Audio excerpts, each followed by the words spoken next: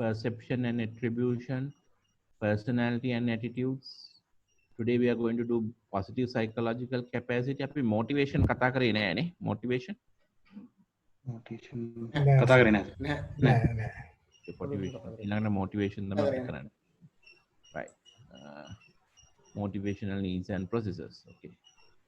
Now today we'll discuss. අද ඔයගොල්ලෝ ready වෙලා ඉන්නේ positive psychological capacity වලට නේ? ඒක තමයි සර් ඊයේ දා කිව්වේ අපි ඊයේ. කතා කරේ right. Okay. හරි. next lecture එකේ motivation කරමු අපි right.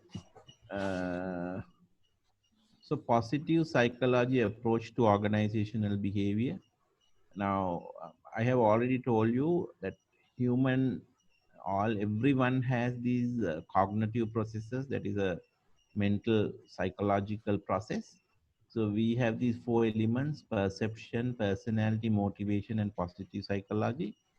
I mean, this explain why we are same or why we are different. You know, we are same on hardwired, but we are different on softwired part. So our positive psychological capacities are different. I mean, before 1995, 1995 වලදී ඉස්සෙල්ලා positive psychology කියලා there is no concept. It was, people thought it was like learning. When the people learn, they will know the world better, you know. But then after 1995, one of these professors, Professor Martin Seligman, has done quite a lot of research, and he said there is something beyond learning. The human potential is unlimited. So this new area called positive psychology capacities has come up. Okay, now let's look at what it is. So I'm going to frame the chapter in terms of positive psychology and discuss the theory, research, and application, optimism, provide with the discussion of optimism and the positive psychology concepts and hope, happiness, you know, how you get be happy, and emotional intelligence. And also I'm going to explain the role of emotional intelligence. And also I'm going to present the theory, research, application of self-efficacy. And also I'm going to give you what is self-efficacy is confidence. How do we get confidence? I'm going to explain that.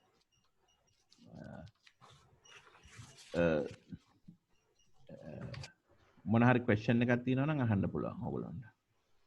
Okay sir. Right. So positive psychology. This is a new idea. After 1995 only we thought we have something beyond learning, that is positive psychology. And everyone, we all have positive psychology, but the level may be different. So we may be, some are very highly positive, some are not so.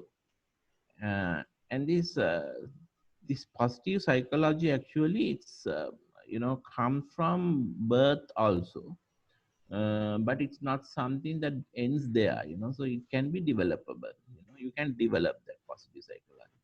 So let me start the lecture with this slide.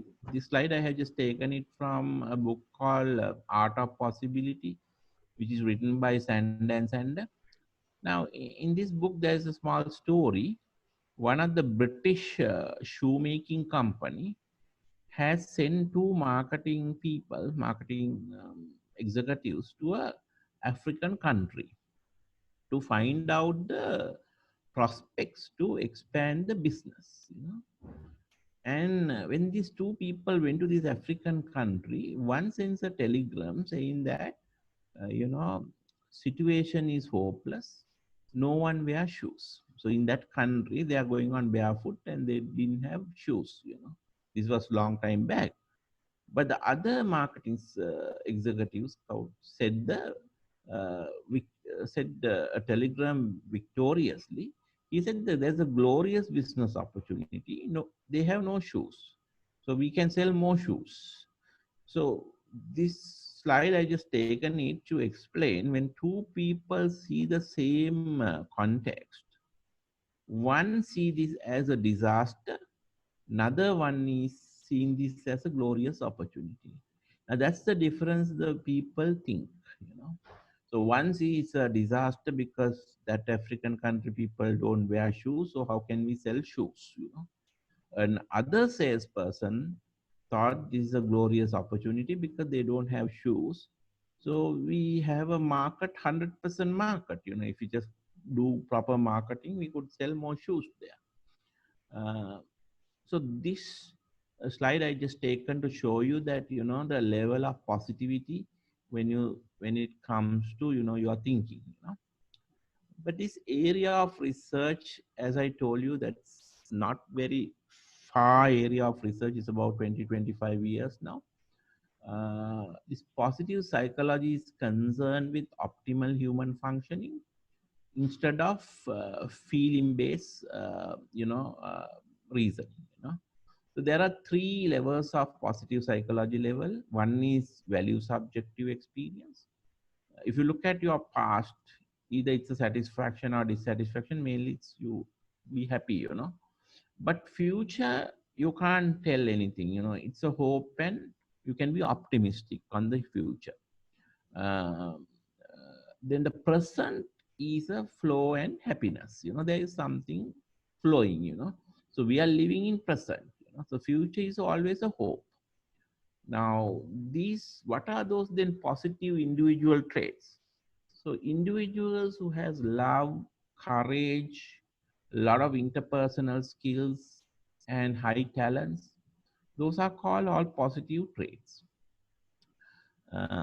Then these civic virtues and the institutions that move towards individuals towards a better citizenship, when you take more responsibility, when you have more tolerance, if you believe on work ethics, I mean, those things are very good things for a positivity, you know. Those positive goals have obvious implication not only for therapy, education, family life, and society at large, you know. So according to, Fred Luther's of positive psychology capital, what he says is, by birth, the human being is positive. To part of it, you know, comes from genetics, you know, the positivity. By birth, you know, there is a there is part of the things comes from DNA.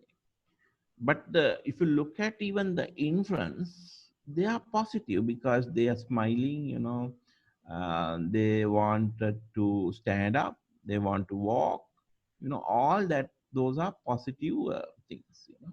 So the positivity is there in our birth, you know, but some may be slightly positive, some may be very high positive, you know, so that can vary.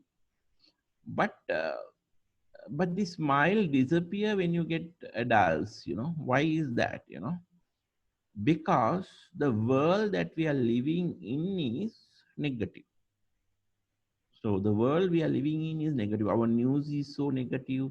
So everything is negative because negativity can sell better than positivity, you know. So even if you take a newspaper, headline something negative means it can sell.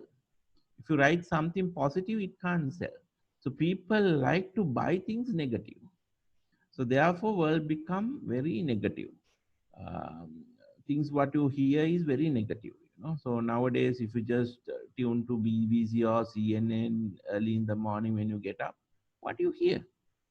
The fights, wars, you know, problems, this and that, you know, everything. You know, this much of people died for this one, and you know, Iran war, Iraq, you know, all these things you're getting. So when you're getting all these negative stuff, what will happen? You also become negative. So it has a contamination effect. It's like this, you know. Now when you have a thing or a can, you know, uh, then when you keep it closer to a corroded one, you know, now you have another can which is a corroded one, you know, oxidized. So if you keep a good one closer to that one, what will happen? That also get contaminated with corrosion. So this second one also get corroded, you know. So that's the same thing happens, you know. So when you have a negative person, if you are sitting closer to him and if you are working very closely with him, you know, his negativity get contaminated to you and you also become negative. And so this negativity get contaminated and it has a spiral effect. So your family will be negative, then your when you go to office, the office people get negative, and the community at large become negative. It has a spiral effect. Same way, if you are positive, the person next to you also become positive, and it also has a contamination effect on positivity. So by birth we are somewhat positive, but the world what we are living is in negative, so that this get contaminated and we become negative. So that's what on this to say on the positive psychology. uh, but if you really looked at um, the human capital is very important, and the positivity is very important. So for a country to develop or an organization to develop, this positivity is a very important thing. So I am not going to play any of these videos here because it will not show it properly on this online session. But if you are interested, you can go to my YouTube link and then watch these videos. It is embedded into the lecture. Uh, Now let's take, for example, the Sigiriya rock, which was built by King Kashyapa during 477 to 495 AD. But this wonder work or this fortress, I mean, now you can only see the ruins. But if you really look at that time, it's a 3.5 acres on the top, and with a lot of areas where they had music, dining, pools, and even now when you climb up, you can get a very nice beautiful view because of it. Double area is a flat land, so you can see a vast area. He has actually he was hiding here from his brother. That's what he built up, he selected this place because he can see his brother from far away when he comes with these soldiers to attack him. But he was just not waiting there. He built this fortress. 3.5 acres on the top. Now only you can find the ruins. If you look at the stairways up to top, all the stairs are made out of moonstones. So moonstones means even he can climb up even in the night because these stones get lit when the moonlight is there. And if you just look at the ground area, if you look at the spouts, water spouts, and those water spouts are still working when the rainy days. And how beautifully he has designed this, without any electricity power or anything like that. How he brought up this water into the top, he had these pools. So marvelous architectural thing, marvelous engineering work at that time. And even if you look at the architectural stuff, the symmetricity in the both side of the gardens, and then these beautiful paintings, and these paintings still lasting for many thousand years, without any problem. It's exposed to the thunder, it's exposed to the rain and all that. It was a marvelous thing. Now we have modern painting method, we have modern printing method, but you still realize that, sometimes when you just print the identity card, it things driving license, it things disappear in after 5 years, the pictures. So this man who had built this fortress many thousand years back, uh, is a wonder work. So now what did he had to build this one? Was he an architect? Was he an engineer by nature? But you cannot explain on these terms, because the reason is, if we had these architectural school or engineering faculty in Sri Lanka at that time, he can't be the only graduate passing out from them. So there should be many people. So, so this man, what he had was positive psychology. You know, he wants to build something. He build up. That's all. So now you can realize the power of positive psychology. It goes beyond our traditional learning. So if a man wants to do something, he will get it done. and he will mobilize his motivation, he will mobilize his perception, personality, all the cognitive resources he will mobilize and get things done. So now this the masterpiece, this fortress, even though the ruins are there, there is a lot of tourists comes to see this place. Just imagine if this was one of the seventh wonders, then how much of tourists will come to Sri Lanka? And each tourist goes, I think they have to pay about $10 or $25. So we're getting a huge money coming to Sri Lanka. So one man's positive psychology, his name is just there in Sri Lanka, everywhere in the magazines, everything. So it's a great work. So like that, I can tell you examples of a great Parakrama Bahu who builds a lot of tanks in Sri Lanka. So thanks to him, we have this irrigation industry, irrigation systems. We have water throughout the year. All these are positive psychology. It's if a person wants to do it, he will get it done. So therefore, these researchers identify in our normal functioning, we don't use even our 5% of our human brain. And I mean, you all can think about when you are in a disaster, how do you think? You can think much more better when you are in disaster, than normal days. You can come out with many ideas, many things in a disaster than the normal functioning. So that means they have identified the human capacity is very high, but we are not making use of our brain to that level. So these people, Queen Kashyapa, Great Parakram Bahu, all these are some of the examples in Sri Lankan cases who built this, use this. It's not that you don't have to go far to that area to find out the people's positive psychology. Even the great leaders which we had in Sri Lanka, some time back, you can see that their level of positivity and how they have done things. Let me give you a small story about J.R. Jayawardena. You may have a different political opinion about him. I'm not also agreeing on most of the things he did and some of the things he did, but I certainly agree on this idea because when he came to power in 1978, he wants to accelerate this Mahavali project. This Sirima Bandaranaike's time, they have designed this Mahavali project for 30 years, that from 1975. But he came to, Jayajavardhana came to power in 1977, and he decided to accelerate this project to 6 years. During his time, he wants to finish it off. So he called upon all the irrigation engineers, civil engineers in the country to see what are the barriers, what are the issues, what are the problems, to speed it up this to 5 years. So the main barrier they said is the money that we require to build all these Mahavali project.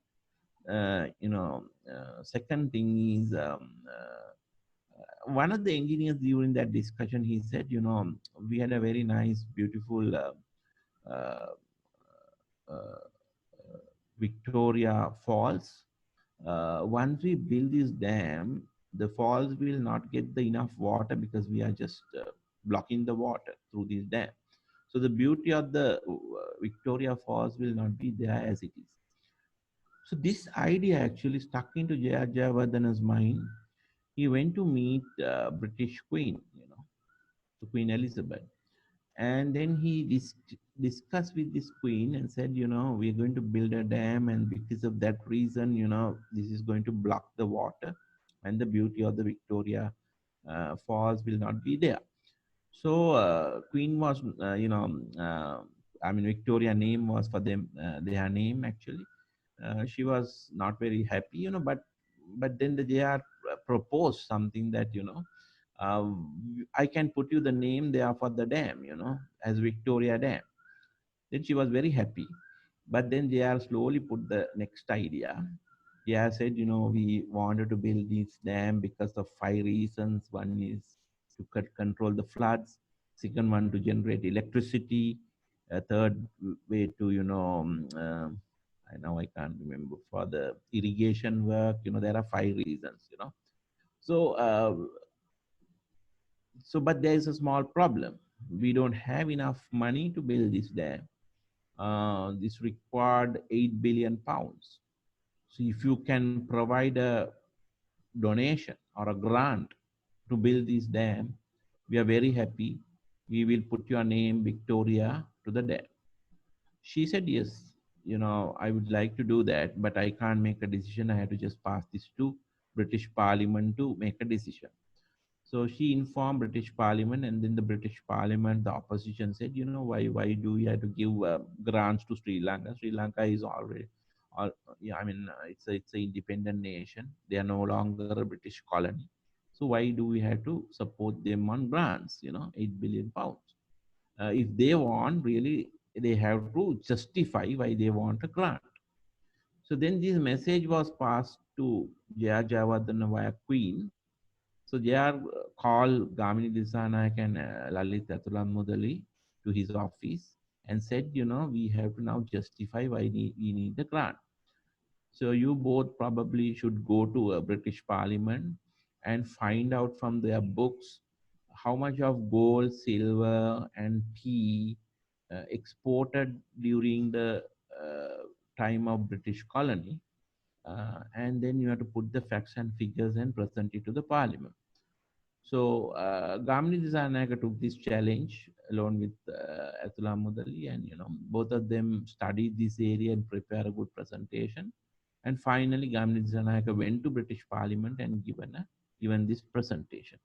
By looking at the figures that during the British regime, amount of tea, gold, silver they have taken and traded from Sri Lanka with the current currency rate, uh, it justified that 8 billion pounds grant request was a decent one, justifiable.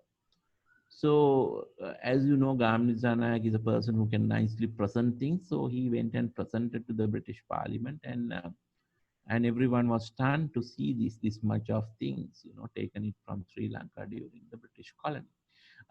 So they approved the grant, beautiful thing, So Queen then convey this message to Jaya Javadana saying that you all have got a grant to build this dam. And then the Jaya Javadana said, yes, thank you very much, but we have still another problem. Our engineers are quite capable, but to build up this much of a longer dam, they don't have that much of experience.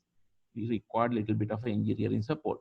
Eventually, British team of engineers came into Sri Lanka, and they started the journey from a boat from the area where you have in Kandy this Gulf Park, and that's end of the Gulf Park is is the Mahaveli River, and they went on a boat, and the proposed position for a dam.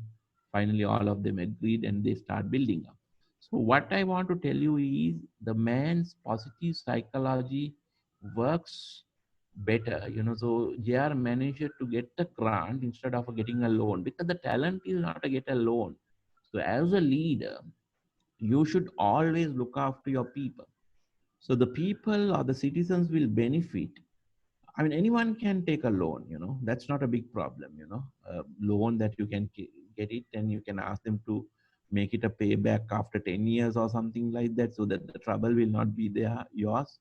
It will be the next government which comes to the country, and the next government has to pay the loan, But if you really look at Jaya Javardhana, he was gone one step ahead and, try to figure it out how to get a grant instead of getting a loan, so that the whole entire Mahaveli project, that's what it makes profitable. We are not talking about how much of loan we have taken it to build this. We don't have to pay back anything. So that's the success. So that's what man's positive psychology is. So if you are positive, your brain works differently, and then you will probably do various things uh, because you are very positive. So okay, I think any questions for my explanations on positive psychology? Peter? Deshani, I'm fine, sir. you're fine. Okay. Yes, sir. You have Fine. any concerns, anything that you don't understand properly? Because rather I'm just delivering it, you are listening it. You can also ask questions. First thing I want to ask: do you agree that there is something beyond learning in the positive psychology? Yes. Yes, of course. Yes. Yeah, because this is the capacity you, I, all of us having it. But we are not making use of even more than 5% of it in our day-to-day life. We all are positive, but this positive psychology power is quite high.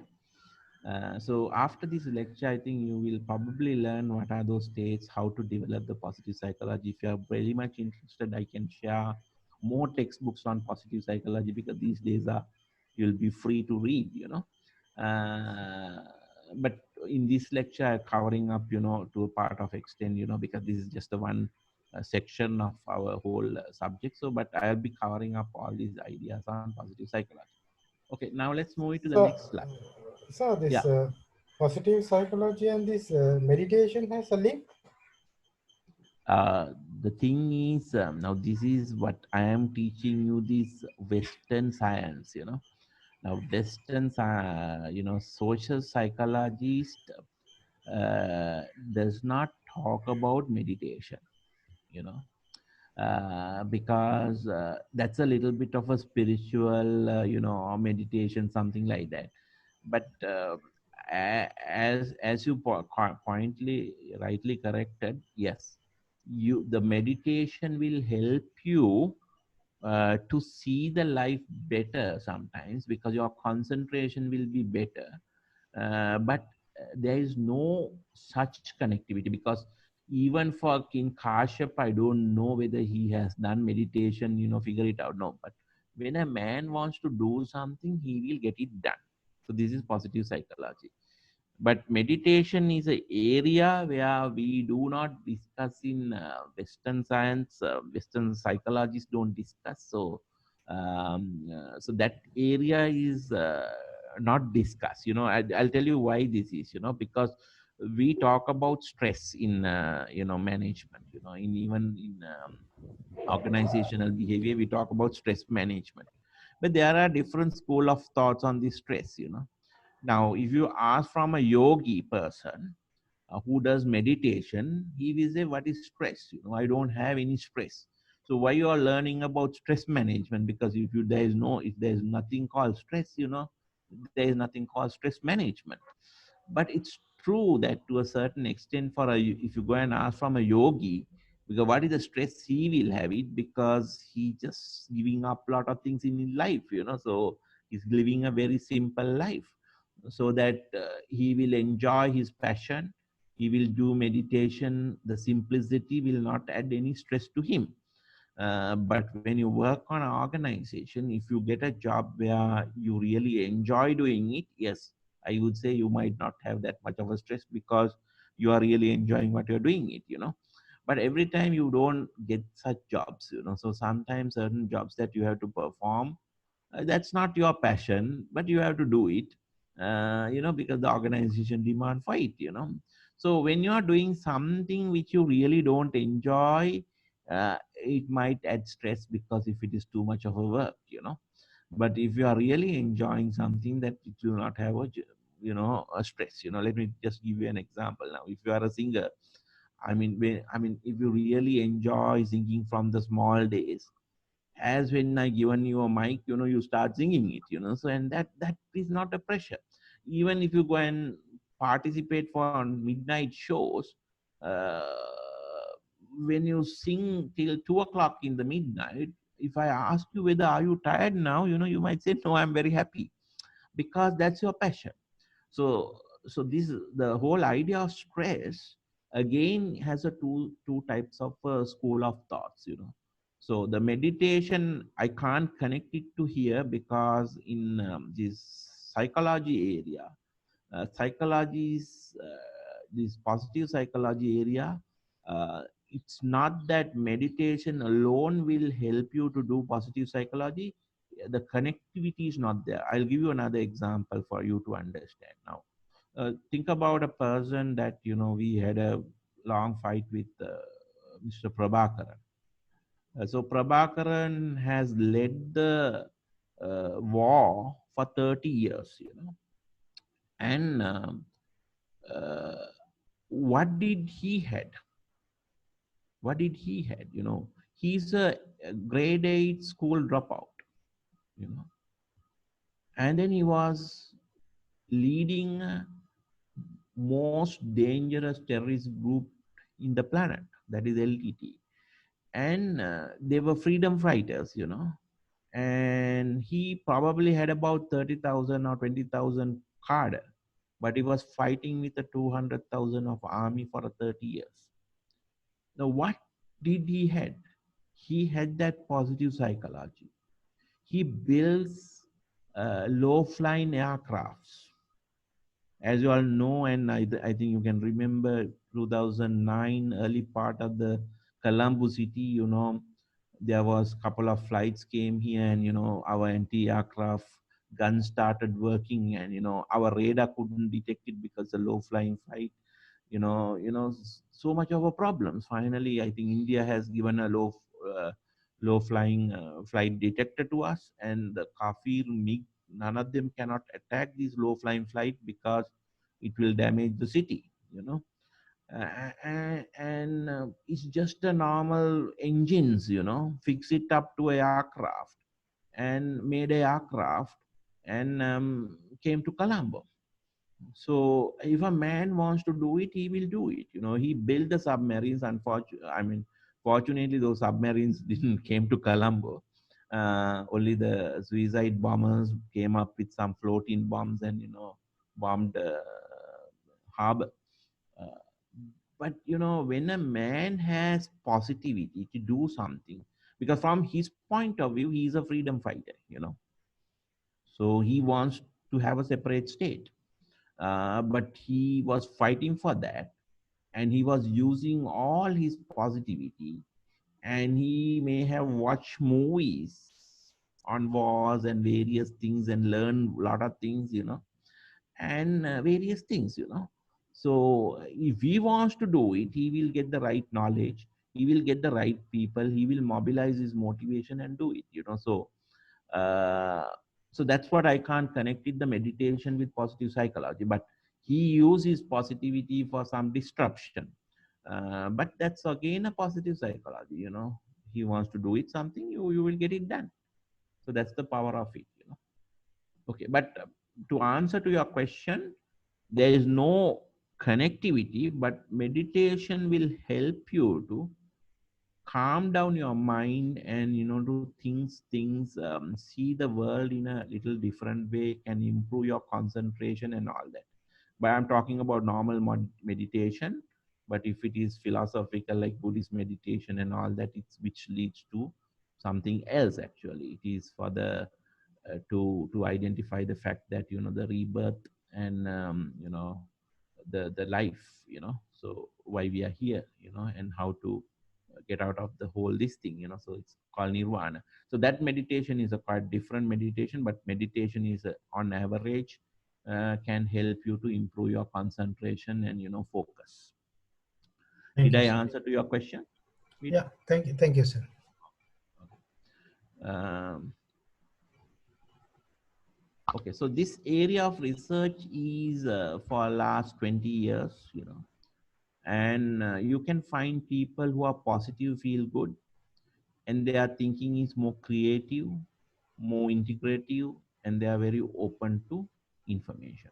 So when you're positive, what will happen is you'll be more creative, you're open to information, you'll be listening from anyone, anyone who can give you a valuable idea to you, you'll be open, and also positivity may be pleasure seeking, enjoy the moment, but at the same time research shows that it will build up a longer term resources. What are those longer term resources?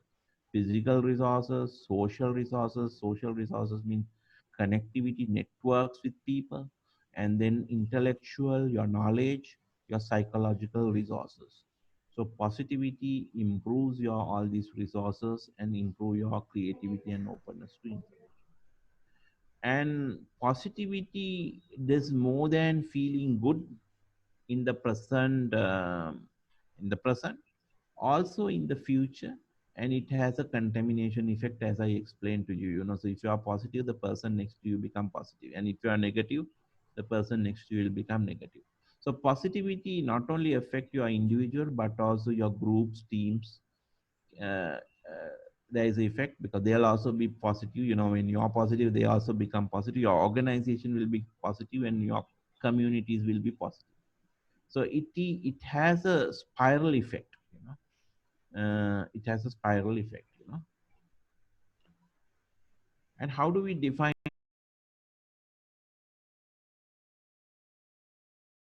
positive organizational behavior? Is defined as a study and application of positively oriented human resource strengths and psychological capacities that can be measured, developed, and effectively managed for performance improvements in today's workplace. So this is, we are going to use positively oriented human resource strength and the psychological capacities that can be measured and developed. You can effectively manage for performance improvements in workplace. So we can apply this to the workplace so that we can improve our performance when we have positive, when you develop the positivity of the employees. So this is based on the theory and research, and it's a very unique concept which was not discussed in old organizational behavior textbooks. It is in the new textbooks. They have valid measurements. We will discuss those things, and it is open to development. It's not by birth, as I told you, by birth genetically will decide who is positive and who is negative. But even if it is negative, it is a developable thing, you know, and it's managed for performance improvements.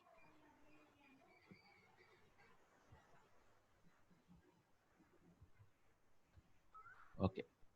Now, you might ask me, you know, what are those positive organizational behavior states? There are several important positive psychological states to understand the application of positive psychology. So mainly the four states of positive psychological capital is optimism, resilience, hope, and confidence. In my next slides, I will discuss what is this optimism, resilience, hope, and confidence. And also there is a two connected ones, but it's not directly connected to the positive psychology. This emotional intelligence and psychological well-being. Psychological well-being is happiness. Well-being means happiness. So psychological happiness. So these two also I will discuss, but the positive psychological states are optimism, resilience, hope, and confidence. So now let's look at one by one. Before that, I will just put this slide. So as I told you, these positive organizational behavior workshops, we can do valid measures, and it's open to development, and it has a performance impact in organization. And as I told you, confidence, hope, optimism, resilience are the four states of positive psychology.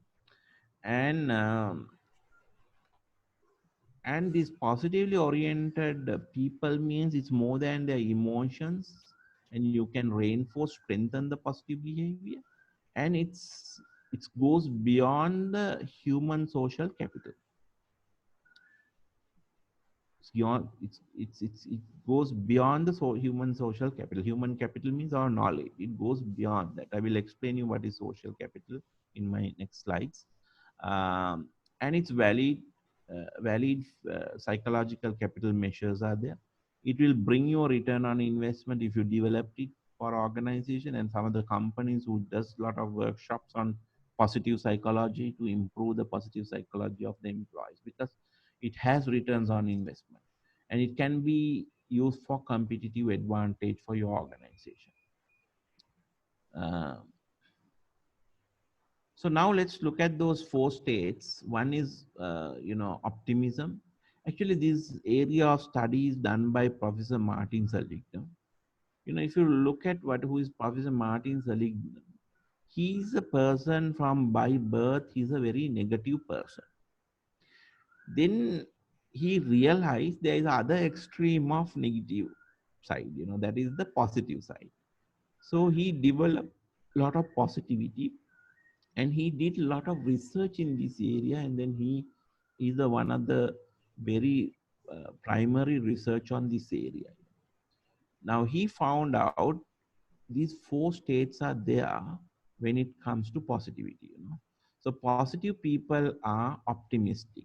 you know they when they have a failure, they will think it is not their fault, external, and it's unstable, temporarily setback, and it's specific problem only in the situation. So only in this situation this problem is there, and it's a temporarily setback. Very optimistic.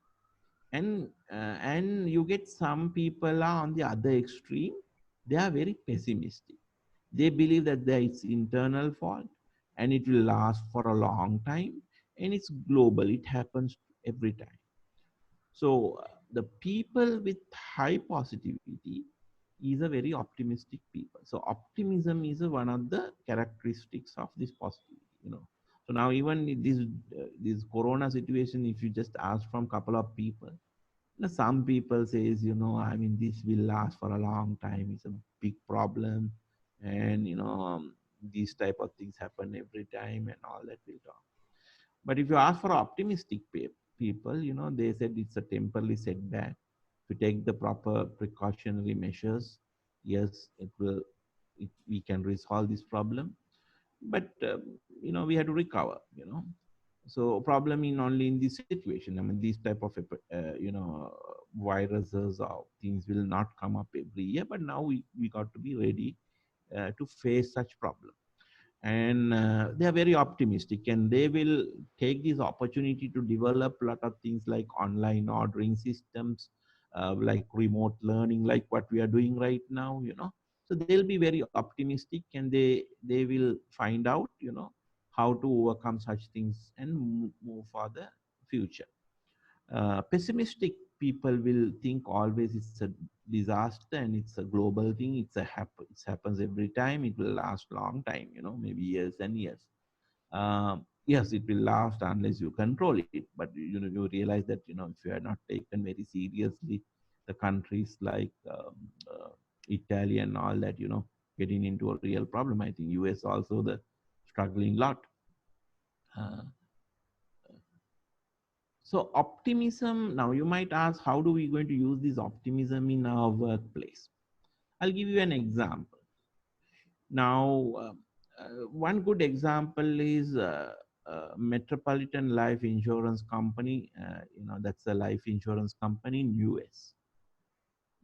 Now, if you really look at in Sri Lanka insurance business, there are about 25 insurance companies in Sri Lanka.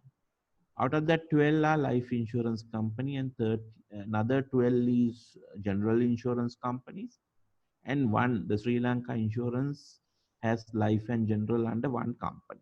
So other companies are separated. Selinco Life is for the life, and Selinco General for the general. So there are 12 life insurance companies. But if you ask me this question, how many people has life insurance? In Sri Lanka, the life insurance percentage is 0.6%, less than 1%. So what all these 12 companies did all these years, not even getting a 1% of the market share. Now that's the question that I'm going to use to explain why we need an optimistic idea. Optimism is important. The positive psychology is important. Now what these 12 insurance companies did on life insurance? They advertised. They said, we have a big asset base. Come with us. You'll be secure and all that. I look at Jana Shakti, all these life insurance companies. What do they offer you? They offer you for your installment bonuses and things like that. I mean, if you really want bonuses and things like that, you can invest your money into a bank, and then you can get interest, bonuses and all that. But what is the whole idea about insurance? So insurance is saving a fraction of money for life risk. So put all the money into a pool and protect them all. So that's the whole idea. So in that idea, what they could have done is, if you want to increase this 0.6% market share to 5% or 10%, they could have reached the masses and tell them, okay, you give us 250 rupees per month, and when you are needed for disability or some other issue, we will pay you 10 million rupees. You do a maths and find out, how we're going to do it. So I think that's not happened. So I would say our life insurance companies are competing each other. It's like, now when you have a pizza, you can break, you can cut these into pieces, and these are called pie, now I mean, you make these pie charts, so now life insurance company, they say, I have about 20% of market share, I have a 33% of market share in this piece. They were talking about this, you can get the statistics, you will see that they have 20%, 35%, some are having small 7% market share, like that. So that's the same pizza. So what they're trying to do is, they're going to increase their pie within that pizza. But no one has thought about, even if you increase the pie within that pizza, you're still catering to 0.6% of the Sri Lankan population. That means less than 1%. But why not we think about a very optimistic approach of increasing the size of the pizza to make a larger pizza, so that even if you enjoy a same 25% of market share, your pie will be bigger size than in the smaller one, smaller pizza. So this is the whole idea came into the MetLife, Metropolitan Life in US. So they use optimism as a human nature, and they use optimism for their advantage, so sales advantage. So what they have done is, they have created short films to demystify insurance, But those films never talk about metropolitan life. It talks about people has myths about insurance. Now, if you ask me what are the myths that you have insurance, you might say, okay, I mean, when I take the insurance application, when you look at the policy terms and condition, it was drafted by a lawyer, and I feel that when I am in trouble, my family will not get the insurance, because these terms I'm not very familiar, and they have to probably go to insurance board and make a complaint or something like that, because I mean, you have to do a market survey and find out why people don't get the life insurance, and this should be a collaborative effect. I mean, this should not be done by one life insurance company, all put together and put a money and say, let's do a market study, why this is not happening, how can we help people on life insurance, rather than competing each other. So that those type of things are called optimism. So optimistic ways are the ways to enhance business. So now this Metropolitan Life has used optimistic ways for their sales success, and these case studies are there. And I have put up a small video on my YouTube channel on this Metropolitan Life short film on demystify insurance. So when they advertise like that with short films, every life insurance company benefited, not only them. So they are very optimistic, so that the what happened is, the pizza become bigger, so that the pie that they are enjoying will be bigger than what they were enjoying. Every insurance company's market share has improved, and that's optimism. So I'll get you a Sri Lankan example. When I was working for Sumati Group some time back, I was the CEO for Sumati IT, but we are a group very diversified. We have a printing arm called Sumati Printing, book printing. I mean, one time we have approached Sri Lanka Telecom and asked them, that we met the CEO and told them, you're printing about telephone directories, rainbow pages, you are giving this contract to a Malaysian company, and can't you all give this contract to Sri Lankan company? And then their answer to the question is, they are printing about 2 million, rainbow pages books. And none of the Sri Lankan companies has the capacity to give these 2 million books within a short period of 4 weeks or 3 weeks. I can't remember exactly. So within 3 weeks, printed, bundle it, binded, and given to them, and with a quality check.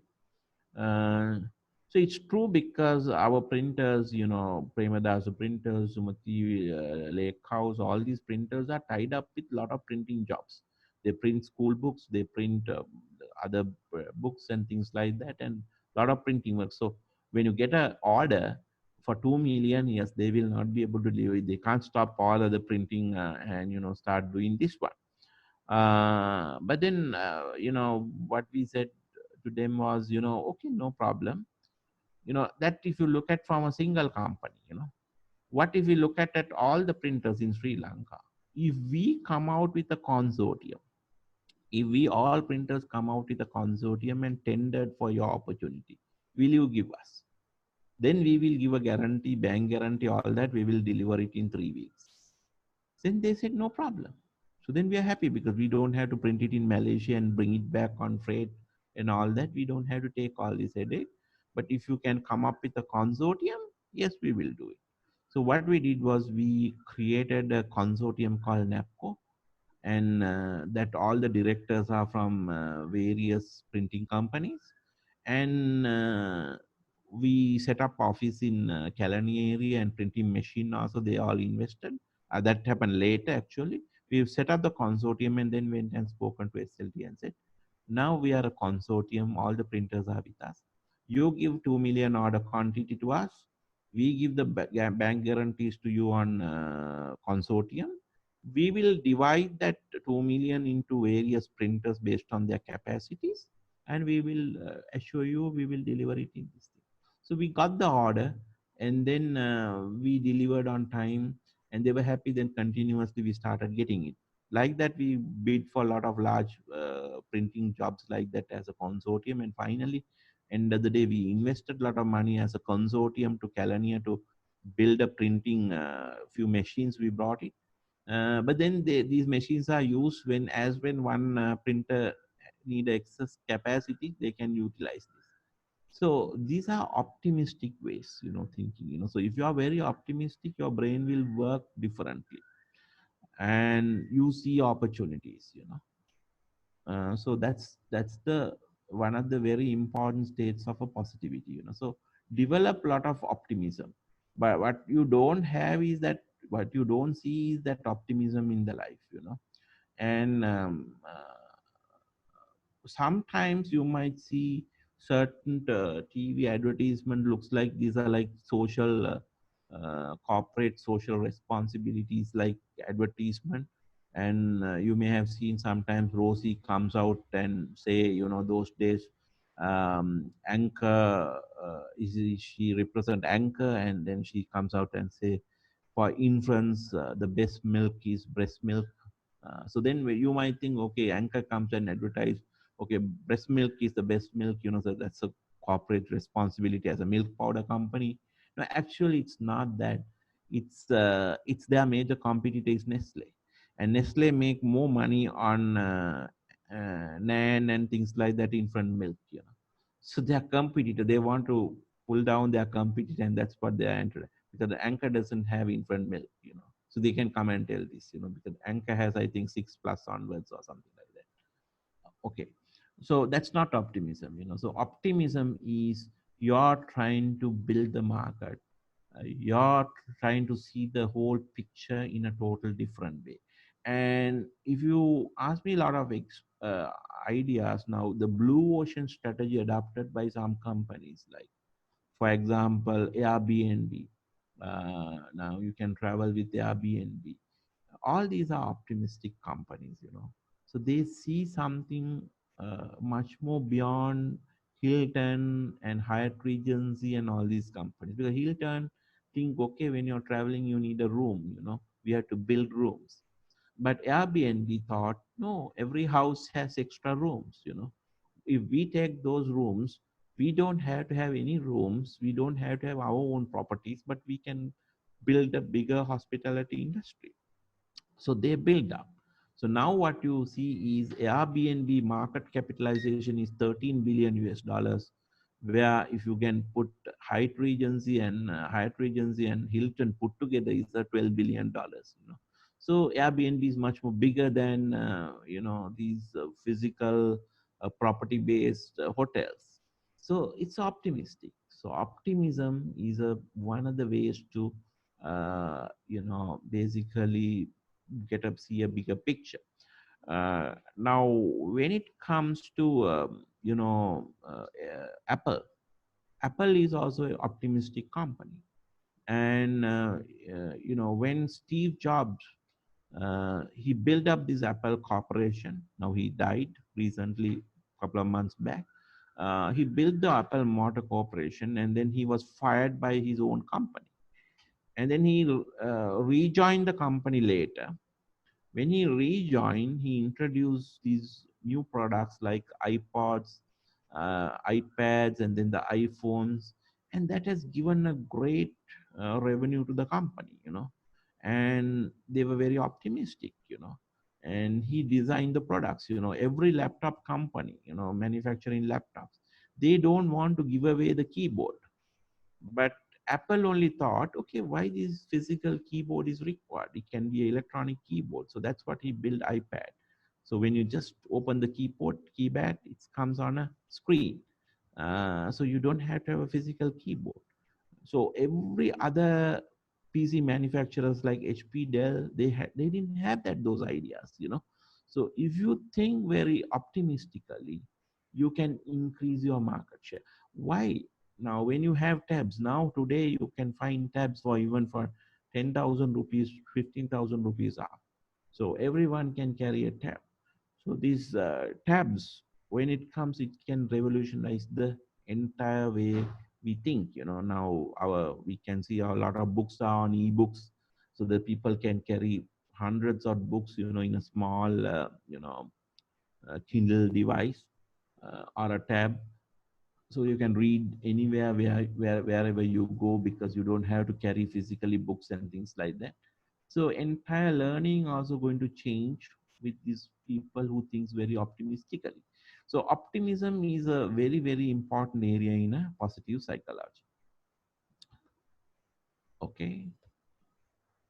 So let me go to the second state of positive psychology. The second state is hope and happiness. Now let's take hope. Now, as I told you, future is always a hope. Hope has two elements. One is agentic capacity, and other one is pathway thinking.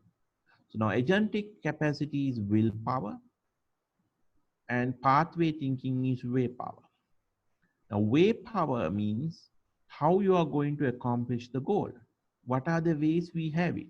Willpower is energy, goal directed energy. Now in my right hand side, the picture says when you want to reach the top, you can climb holding these hooks, or you can climb with the ladder, or you can climb with landing from a parachute. So all these ways is possible. So there are three pathways to reach the top. But depending on your agentic capacity, your goal directed energy, and the tools that with you, you can reach the top. So these two elements are there in your hope. Now, hope is a very powerful thing, powerful state in positive psychology. Now, you might ask, what is this great thing about this hope? Think about a situation. Now, let's say, after this session, tomorrow morning, just imagine if the curfew is lifted, you have a wedding or something like that to attend in, I mean, I'm not talking about these days, normal days, now even if the curfew is lifted, the weddings will not be held. So let's say by tomorrow morning, early morning, you have to go to a wedding, and then you're a bridesmaids or basement in the wedding. So you're one of your good friends. Now you have a hope to go there, and he's calling you. So when you try to plan to go there after this session and tomorrow morning, tonight you might be planning everything to go in tomorrow morning, so you might think the wedding is held in Matara, so from highway it's about 2 hours drive. So you may be planning to go in highway. But just imagine you get a SMS saying that the highway is there's accident and it's closed for 12 hours or 16 hours or whatever it is, that the Colombo Matara lane is stopped. So then in such a situation, your one pathway is blocked because you were trying to go on that pathway. So what will happen to your hope? No, you will not drop the hope. You will look at other pathways. You think about, okay, still more time is there tomorrow morning and I have to go. Yeah, I can go by the Gall Road. Just hypothetically think that, you get another SMS saying that there is a bomb bomb blasted in Kalutara Bridge. So that because of that reason, the road is closed, so that you can't use the Gall Road. Then you might think, okay, why not I use by lanes, by roads, But when you look at from the Google Maps, you realize that huge congestion. You can't go on those lines, You will not reach the wedding on time. So what are you going to do? Are you going to give it up? No, you can't give it up because your friend is calling and said, you are my, you know, you're my basement or a bridesmaid. So you have to be there for the wedding, So in such a situation, what are you going to do? Tell me, any of you all, these both are not there. Nalak, Sanjay with.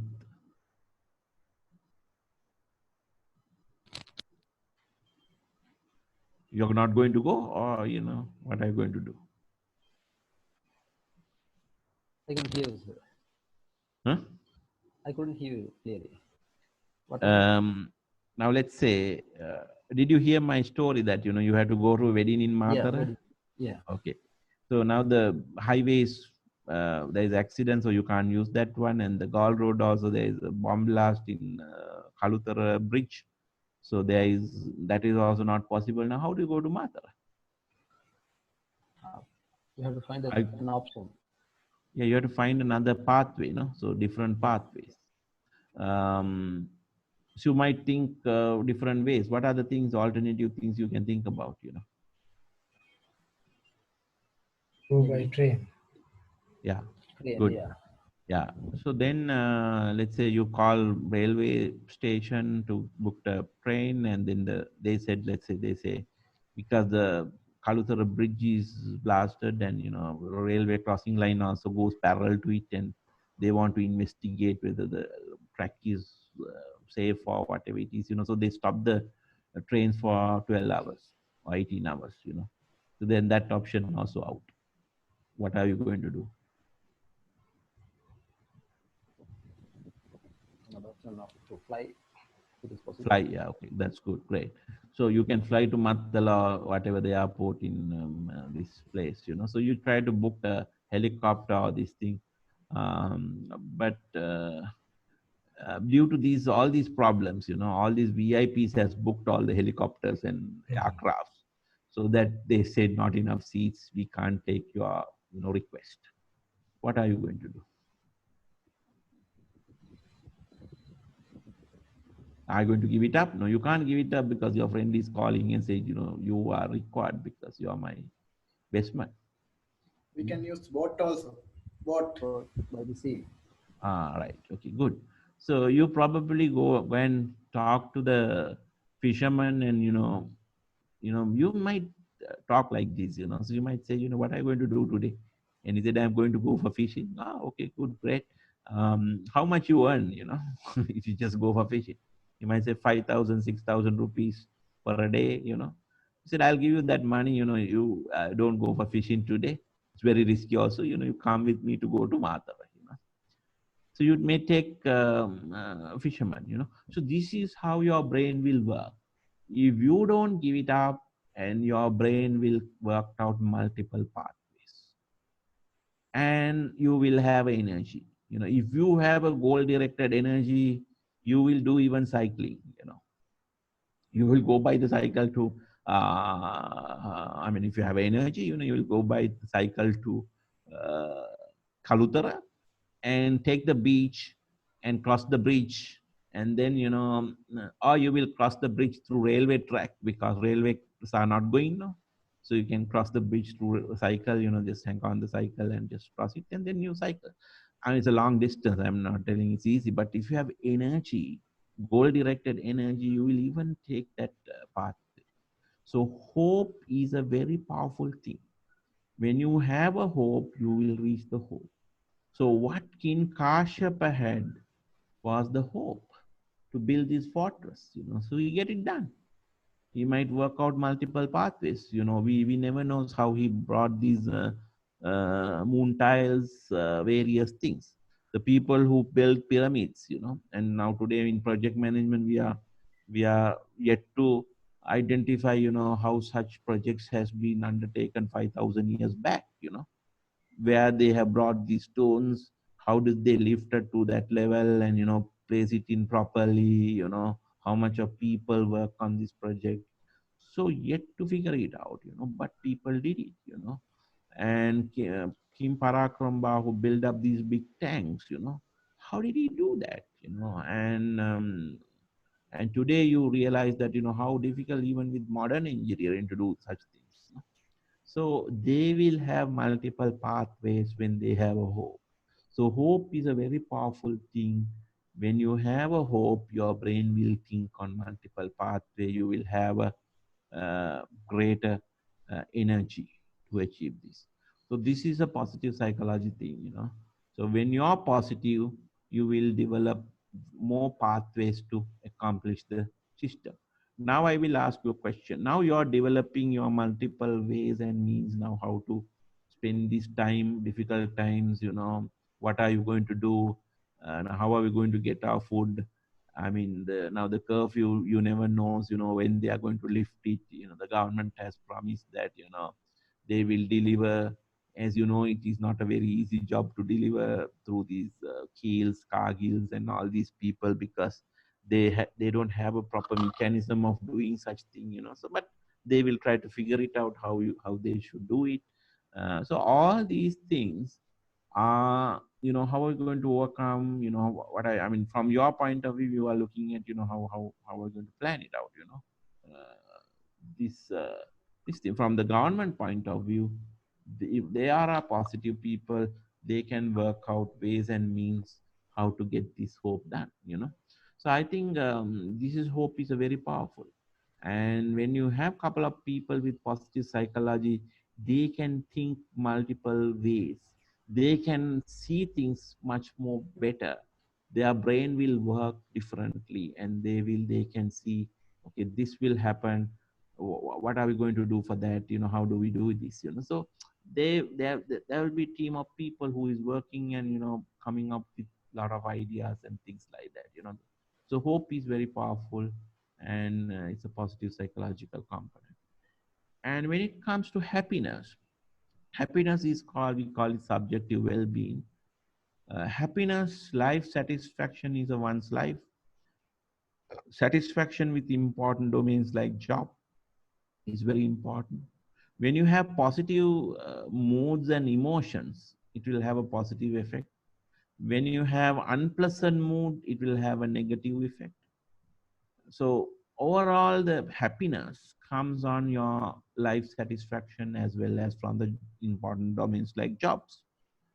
But the researcher, social psychologists has identified there is a small percentage of people in this planet. They go through this temperament and personality disposition. That means some people may have a genetic predisposition to be happy or unhappy over the long run. And they have figured it out. Some people are happy whatever happens to them, and they take it very lightly and they'll be very happy. You find some people, they are very always smiling, whatever happens to them, they don't take it seriously, but there is another fraction of people, a small fraction of people whatever you try to do to satisfy them, still they never get satisfied, you know. So those people are having this problem for a long run, but not the entire life. You know, they are going through a small disposition. You know, that's called a temperament or a personality disposition. You know, but other than that small fraction of people, rest of the people, happiness comes from either from job or the life satisfaction on one's life, and the pleasant emotions will have a positive effect, unpleasant moods will have the negative effects. Now, when it comes to happiness, uh, the role of goal makes a happiness. You know, if you set a too low goals, it will not bring happiness because it gets boredom. You know, so it's very boring for you. If you set a very high goals, set a high goals, that also brings a lot of anxiety. You know, so it is detrimental to subjective well-being or happiness. So you have to set a goal which is not too low, which is not too high also. So then only it brings happiness. And the researchers did a lot of research on across different cultures about satisfaction. And they found out the people who are living in wealthier nations relatively have a higher level of happiness, because the reason is amount of money that they get on jobs as a salaries are quite sufficient for their day-to-day life. You know, I mean, only small fraction of money that goes for food, uh, especially for the food. uh, but in countries, in developing countries, it is not the case. You know, maybe 50% of your money go for food. So people living in wealthier nations has a higher level of relatively subjective happiness, you know. So as I told you, now we have studied two elements of positive psychology. One is optimism. The second one is hope and happiness. Now I'm going to give, before I get to the another two on resilience and confidence, I will discuss you on other two elements which I just explained, which is not a really a part of positive psychology, but I told you in under number five, emotional intelligence and psychological well-being. So well-being we discuss, you know, that is also the happiness. Let me just explain to you on the emotional intelligence, because this is, though it is not directly connected to the positive psychology, it's very important for life success. Because you have found people, you know, sometimes they're technically brilliant in their work, but they fail in their life or a job domain because they are seriously lacking on emotional intelligence. So therefore, let's look at this area. Now I'm going to explain you role of emotions and the emotional processing, and then I'm going to explain you the types of emotions, primary emotions, and then emotional categories and continuum. Now, when you look at the types of emotion, we have primary emotions. So the primary emotions can be broadly categorized into positive primary emotions and negative primary emotions. So love, happiness, and surprise are positive primary emotions, whereas fear, sadness, anger, and disgust and shame are negative primary emotions. So every moment in our life, we are going through this either a positive or a negative primary emotions. And now let's look at intelligence, because when you talk about emotional intelligence, since there is a two words, emotions and intelligence, so when I explain to you emotions, what are those primary emotions, now let's look at what is intelligence.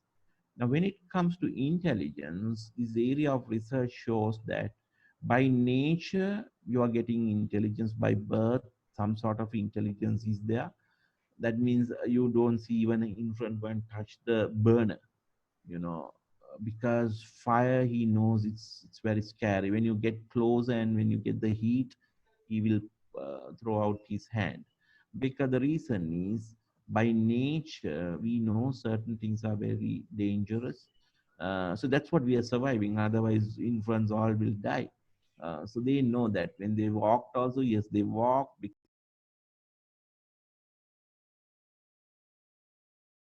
the role of intelligence as a nature. By birth, we have intelligence. So that's what we are surviving. Even the infant is surviving. So they will not take adverse risk because they know. But nurture, based on you develop, in the society, you develop this intelligence. So there is an intelligence. There are two parts, by nature and nurture. And now we are going to look at what are the multiple intelligences and then the intelligence as a cognitive mental ability in the next slides. So let's look at what are the multiple intelligences.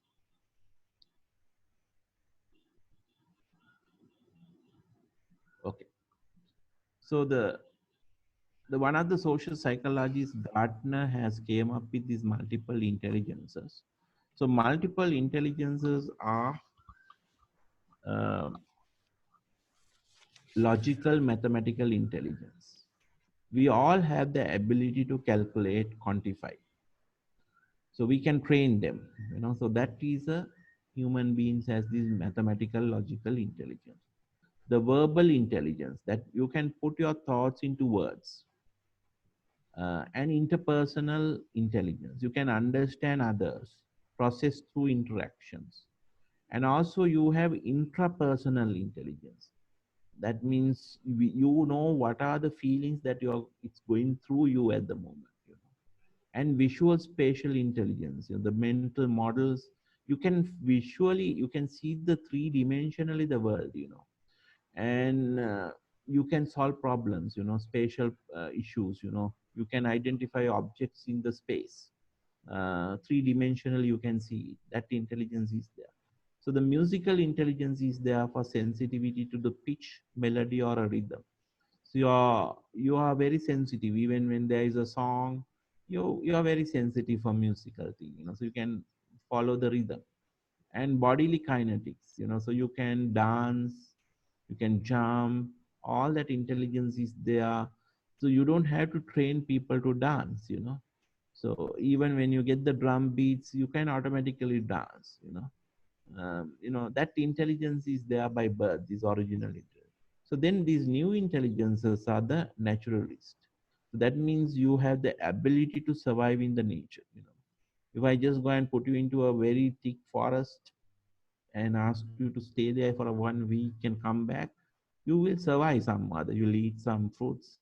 You will do something because that naturalist intelligence is there with all the human beings. Existential intelligence. Now you know where your personal mission, why you are here, that why you are existing, that, so you have some sort of a knowledge on your personal mission. Then the last new intelligence is emotional intelligence. So emotional intelligence is the one which we are going to now study. Emotionally mature, you can recognize your own feelings as also the feelings of others. So if you can recognize your own feelings and the feelings of others, then we call it you have emotional intelligence. So let's look at emotional intelligence after this slide. And then, as I told you, the third thing in my previous slide, recognition of multiple intelligences, then intelligence as a cognitive mental ability. Now let's look at what is this intelligence as a cognitive mental ability. So we all have this mental ability to verbal comprehension. That means you can comprehend what is read or heard. You can get the meaning, the underlying meaning, when you heard something. Uh, and you have a numerical intelligence. You can do a arithmetic computation, adding, subtraction, and things like that through memory. So this is a numerical intelligence. Spatial visualization, you can perceive the spatial patterns. Imagine how an object is positioned in the space, whether it is close or a distance. When it is covered by the other object, which one is in the front, which one is in the back behind it. And also we have mental ability to identify this perceptual speed. So quickly identify visual similarities and differences, that's called a visual perception. So you will say, okay, these two are same, these two are different, and all that you can explain. And memory. So you can recall your past incidents, experiences. That's called a memory. So that's also a mental ability. And the last one I want to tell you is inductive reasoning. So sequence from, you can identify a logical sequence. So let's say when you're just going on a road, especially an outstation, if suddenly you see a traffic, then you can stop there and then you do inductive reasoning, why you have stopped, because the front in front of your vehicle there's another vehicle, it stops. Why he stopped? Just because the front in his vehicle is stopped. So when you do that inductive reasoning, there should be a one person in the front in the line stopped. There may be a reason, maybe a traffic light or railway crossing or accident. So we do that reasoning and then we look at from the other lane whether the vehicles are coming or not. So if the vehicles are not coming, we probably think it could be an accident. So these type of a mental ability, we have it all of us. So this is what we call it cognitive mental ability. So that intelligence is there by birth. We can develop that. Now let's look at the emotional intelligence. The definition of emotional intelligence is the capacity for recognizing your own feelings and those of others, for motivating ourselves and managing emotions as well in ourselves and our relationship. So you should have the capacity to understand your own emotions and as well as others' emotions. That will help you to motivate others and to build relationship. So sometimes you find people are brilliant in their work, but they seriously lacking on emotional intelligence. Let me give you an example sometime back, but this is developable. This is not something there. A long time back, if I take you an example, the previous prime minister who went to beetle farmers and he made a statement that beetle is not the future and people are using chewing gums.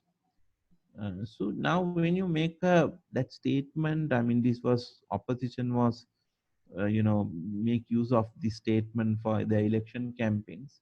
What is that statement in terms of emotional intelligence? What is the problem in that statement? Now you go to a beetle farmers and in front of them, you know, you're you're telling them, the beetle is not the future. It's chewing gum. Now what is the feeling of, I mean, your emotions? Okay, you might be thinking that's the future. Genuinely you might think that way, but when it comes to in front of farmers, beetle farmers, what do they think? Their emotions will not be with you, so you don't understand what do they will think when you just make such statement. But then you might say, okay, it's about honesty, why you are not making honest statement? No, every statement that you are making has a place to make the statement. Now then you might say, okay, you're not honest, you're not going to make a right statement. No, you have to have a knowledge also, because beetle leaf will not just go out just because chewing gum is there.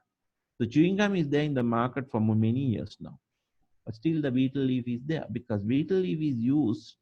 I mean, he forgot one fact that it is for our cultural thing.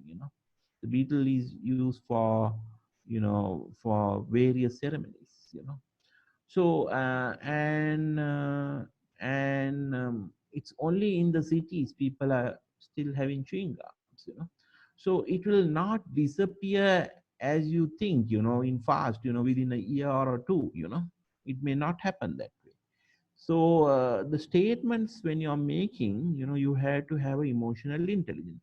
But why I told you that it is developable, but as a person, I think the previous prime minister has long way has developed this emotional intelligence. I mean, when he was the prime minister, you have never found this type of statements that he made because this is a developable thing. So developing emotional intelligence is very, very important. And sometimes you might say, okay, General Sarath Fonseca's one of his failure of even his presidential, presidential election time he made certain statements that has very less emotional intelligence. So some of the politicians, if you given them a time to speak more than 15 minutes, the first 10 minutes are good, they will get the votes. Rest of the time, they will lose the votes because they make statements which is not emotionally. So it's about something that, when you're talking, you must always understand your own emotions as well of others. This is not about honesty. This is about there is a place where uh, you know there is a place where that truth also has to be spoken in right place. There is a place to talk. Now, for example, so there are certain times you don't go and tell the truth, because the problem is that will create a massive problem than what it was. So therefore you have to have a right forum that you discuss certain things, and only in the right forum you open up. Otherwise, you are really not motivating others, you are not managing relationships. So the people, the IQ will help you to get the job, but emotional intelligence will help you to climb up in the organization. So the people who is seriously lagging on emotional intelligence, they will find it very difficult to climb up in the organization. And let me give you one of the examples of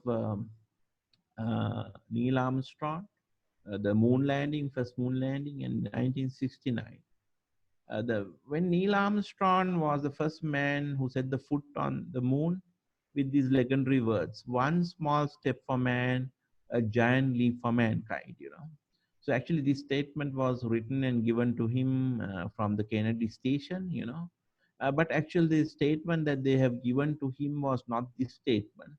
It was other way around. These two words are interchanged. One small step for mankind, a giant leap for man. But when it got landed with this lot of excitements, as you all know, that it was auto landing gear didn't work, and they had to do the manual landing. And so, I mean, with those excitements, he came up with these words when he landed: one small step for man, a giant leap for mankind. But that, anyway, it doesn't matter. Both words interchanging doesn't make a big difference in the statement. But my question to you in this statement: why did the Kennedy station written anything and given to Neil Armstrong to say anything about US? They could have simply say that this is a great achievement for US to send a man to the moon. And that could really boost the morale of young people in US. So my question to you, I want to see your opinions on this. Why they have made this statement? What was the thing behind the emotional intelligence in this statement? Can anybody answer? Or anybody think about any other ideas? So why Neil Armstrong said, one small step for man, a giant leap for mankind? No word about US.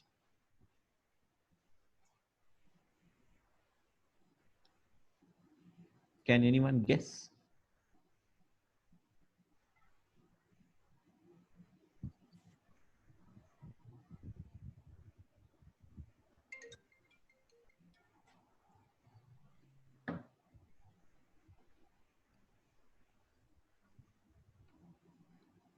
Dilshan? Yeah, so I think it's because even if it was US, but it's a big leap for humankind as an whole. Mm. So rather than saying specifically that US made this achievement, saying it Mm. as that it's a huge step for mankind, it was globalized, and then it then had an impact where all the countries, like other countries, also tried to replicate it and achieve Yeah. that same status. Mm. Yes, you're you're you're coming closer. Actually, good. But just, I mean, now what I want is this. I said this will understand your own feelings and manage the understand the others' feeling as well. I mean, you came very close. you were saying, okay, you understand the others' feeling. It's a global thing, and that you want to boost the emotions of others also. True. Uh, but on the other side, if you really look at, yeah, any other thing, Dilshan? Otherwise, sir, if we make it like personalized, then others won't, follow or have that same emotion. Rather, it will be like, okay, I did it. It will be like like self-oriented. Yeah. So well, you can say, who cares? This is Americans' work, and we want to boost our economy, not others. Now the way that Donald Trump think, it's American people, and you would have make a statement, this is what he Surely says is, Donald Trump would have done the yeah, same. yeah. Uh, Now, did you think this way?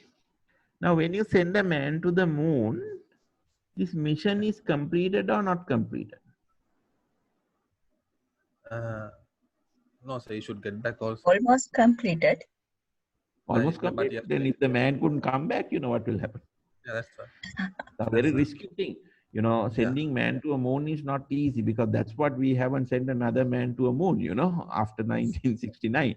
Because even though technology is there, sending is a very, very risky thing, because to get him back, with these all great difficulties, with no oxygen, gravitational pull, you can't burn anything because no oxygen there, and all that's very risky, sending a man to moon. That's what America didn't do again, send a man, because NASA said it's very risky and it's cost a lot of money as well as very risky.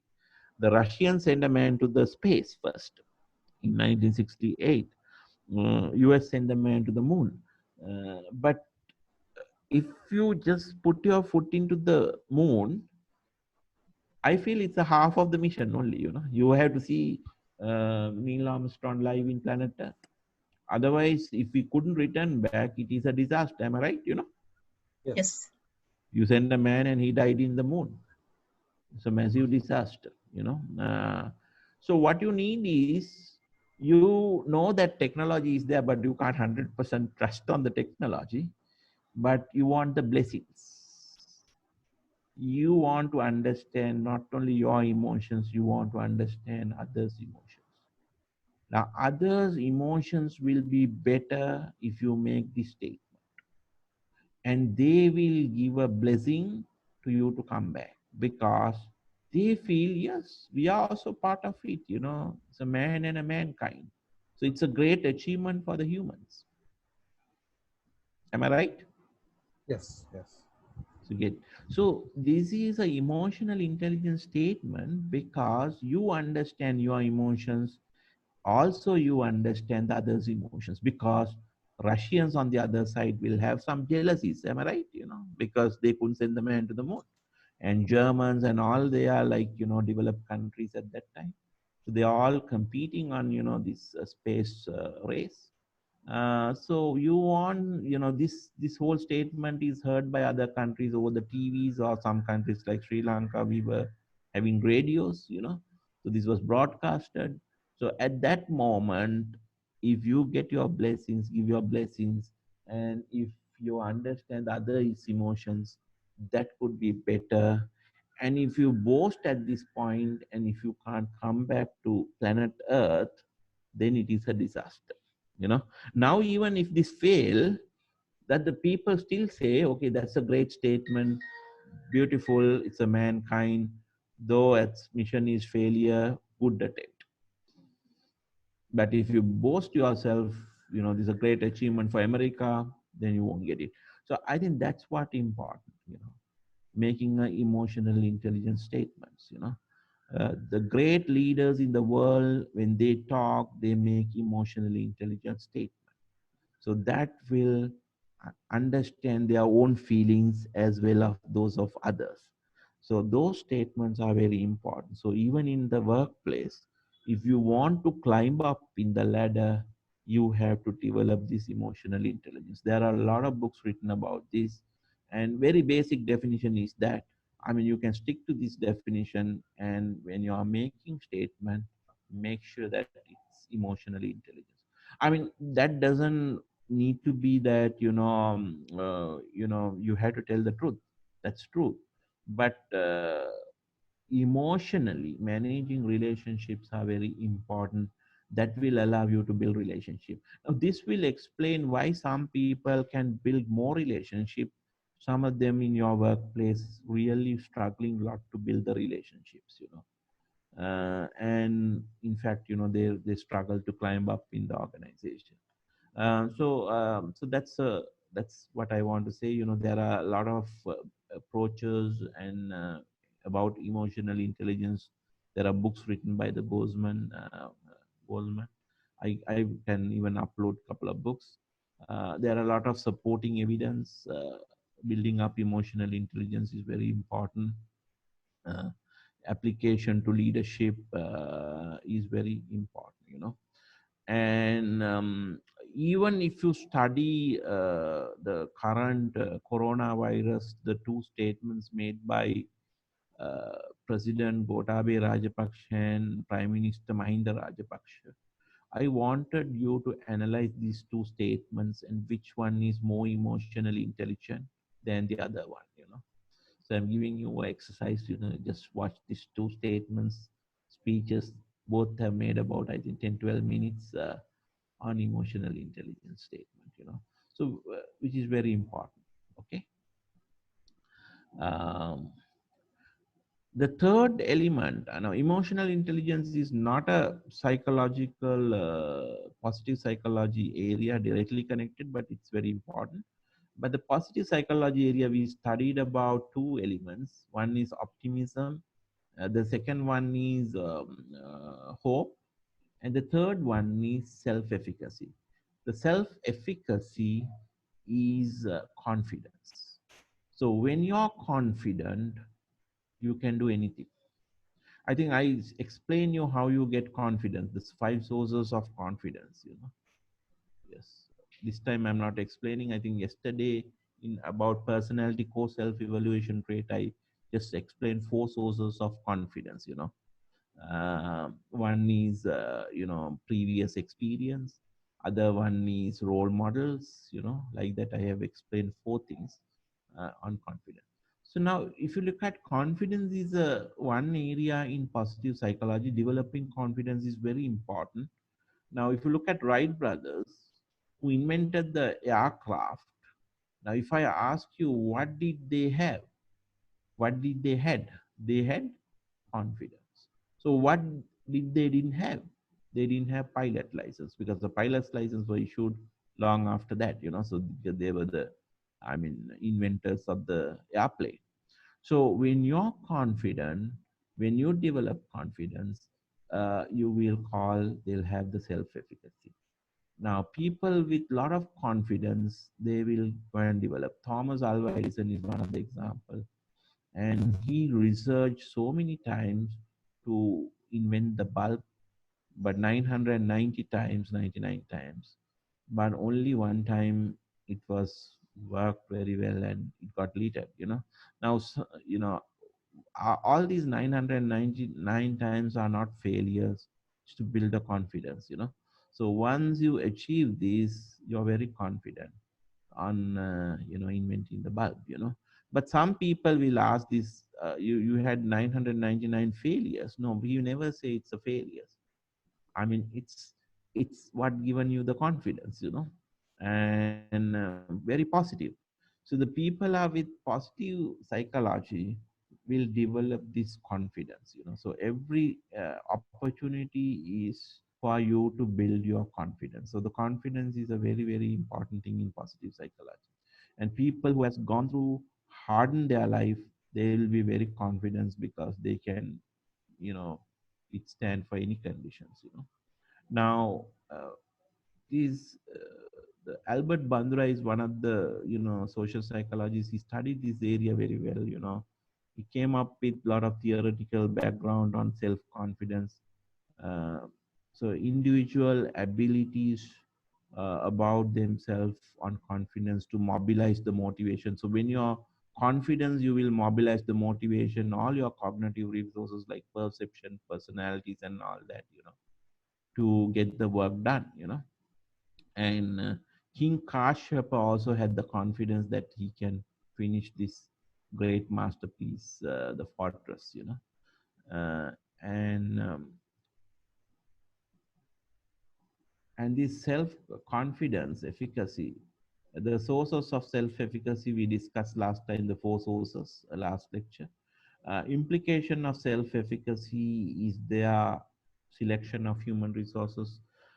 Typically, if you sit for a interview panel or something like that, the finally your selection depends on confidence, your gut feeling, and training and development. Also, confidence is a very important thing, because if you are not confident that you can learn this knowledge, then this training program or a development program will not help. So before we send the employee to a training program, we will make sure that the person is ready to take that knowledge. But even sometimes there are people who is very good, very bright, very brilliant people, but they don't have confidence. When you ask a question, they say no, but actually they know it. So the confidence is very important. Now, last time also, I just explained you the sources of self-efficacy. The confidence comes from prior experience. If you have previously done similar thing, it will be very confident. You build confidence. Uh, Vicarious experience or modeling. Behavior modeling also, you get confidence. You feel that your batchmate can do it. If he can do it, I also can do it. You know, so like that you build confidence. Modeling, social persuasion. So if people persuade you, yes, you can do it, then you will be more confident. So that's what the persuasion is very important. The people who is playing cricket in their home grounds, they get the quite a lot of good persuasion from the crowd. Drum beats comes out. They are very confident because social persuasion. Psychological, physiological, and psychological arousal is another thing. Uh, People with excellent physical and mental condition will help them to be confident. So you'll be very confident when you're physically fit or mentally fit. When you have a lot of problems, you will not be so confident. Emotionally, when you are not very good mentally, that shows that sometimes if you're just going for some that's what we say, doing good exercises are very important for be a physically confident, physically fit, and that adds confidence. And that's what sometimes we hire people who has done sports and all that for certain jobs, because not because that sports will help us, that confidence, level of confidence will help them, because they, when they are playing for cricket, sometimes difficult times come that you're almost in the losing point, but you as the last batsman, sometimes you know turn around the match and win the match. So how many times those players who turn around the matches and win, they build confidence and they can go and bat at any time, and they are very confident. So I have seen that sometimes when Aravind De Silva, when he was batting after winning the World Cup, that was a different time.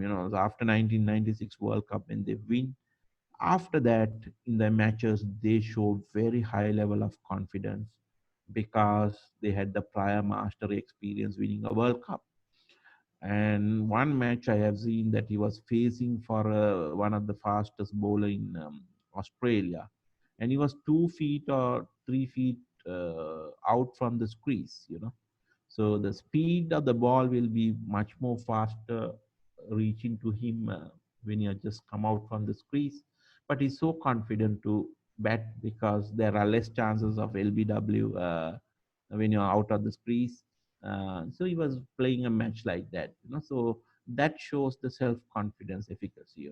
So when you are mentally not fit, sometimes you may have seen the cricket. The Sri Lankan cricket team has a bad time last year due to they had a lot of problems with the cricket board. So then they are not mentally fit. When they go for a match, sometimes some of them has not got the appointment later. You know, they were there in the match. So when they are not mentally fit, they will not get the confidence. So these are the four sources of getting confidence, and the confidence is a very important thing in positive psychology. So build your level of confidence. So that gives you a great amount of confidence in your work, and that will be, you will be more positive. So now you look at, even in people like Prabhakaran, he was so confident at one time he can reach any target in Colombo and set up a bomb or something like that. So confidence comes with his mastery experience, prior experience, um, and various other things. So once a man build up very high level of confidence, but that the energy went on a very negative way to disruption. But we talk about these characters are a positive psychology. People. You want to get it done, you will get it done. Now, self-efficacy has application in organizations, especially to take the sales jobs. So if you are in the auto sales position, you're in a car showroom and you're selling cars.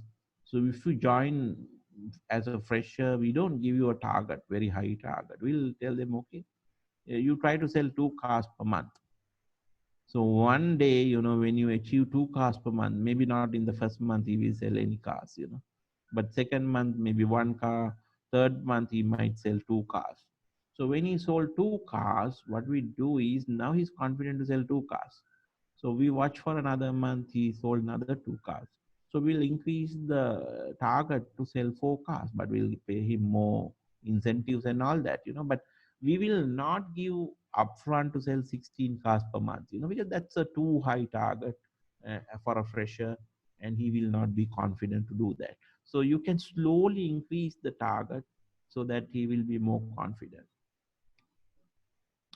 The last one on positive psychology is resilience. Um, so resilience is your ability to bounce back.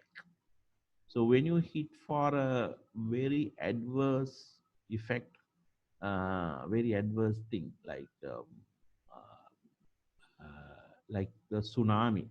Now Sri Lanka had a tsunami some time back, and I can remember there was a hotel called a Milton Hotel, and that entire hotel has washed away, and he lost his family, and he was in a tsunami camp, uh, but he bounced back.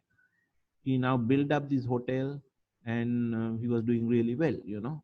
So your fast ability to bounce back is called resilience. But you still find in Gaul area the tsunami camps. Some of them are still living in the tsunami camps. So we call it, they'll have a less resilience. So the people with positive psychology, they have the faster ability to bounce back when an adverse situation happens. Now, if you look at all these great characters or the successful people, they had a high resilience. They had a lot of life problems. At the beginning of life, either their families, parents got divorced or something like that. They have gone through so much of problems, but they had a ability to bounce back. Even if you take Steve Jobs, if you look at life story of Steve Jobs. He lost his both biological parents and lived up with relatives. And in fact, he was selling newspapers in a train. So while he was selling newspapers, he seen a lot of new fonts, and he actually studied fonts. So then he entered into Stanford University later date and graduated. But he is not a IT specialist; he's a font specialist. And that's what all these Apple computers, iPhones, and all that has a beautiful fonts because Steve Jobs was a font specialist. But he bounced back. So he bounced back. All these problems that he has faced in life, adverse effects, he bounced back, and he built up this company, Apple Corporation, which is the most valuable company in the planet from 2012 onwards. He built a company which is a $250 billion turnover with $58 billion profits. It's a great company. So he has a high resilience. Even if you take the life story of Obama, he also bounced back. So people who has ability to bounce back when you are hit with the adverse effect, we call it you are very positive. So you are positive. Earlier, the people thought this is only for the gifted children who has the ability to bounce back. But now we believe that it is not a gifted thing. No, they have that ability to bounce back. This can be developed. Okay. So now you have studied the 4 areas or 4 states of positive psychological capital. Now you all understand it goes beyond your human and social capital. So with the rising recognition of human resources as a competitive advantage now in your workplace, they may say your human capital is very important. And you might say your social capital also important because your contacts, relationships are very important, especially when you're doing sales. Social capital is very important. So you might say your knowledge, skills, and abilities, your human capital is important, social capital is also important. I would say yes, these two are important. But however, you can see in your workplace, they have not put this positive psychological capital has been a vital, virtually, they has been virtually ignored this in business as well as in academics and practitioners. But this is the one of the most important thing capital that we have it. Okay. So in order to understand the whole scenario, I will explain this slide.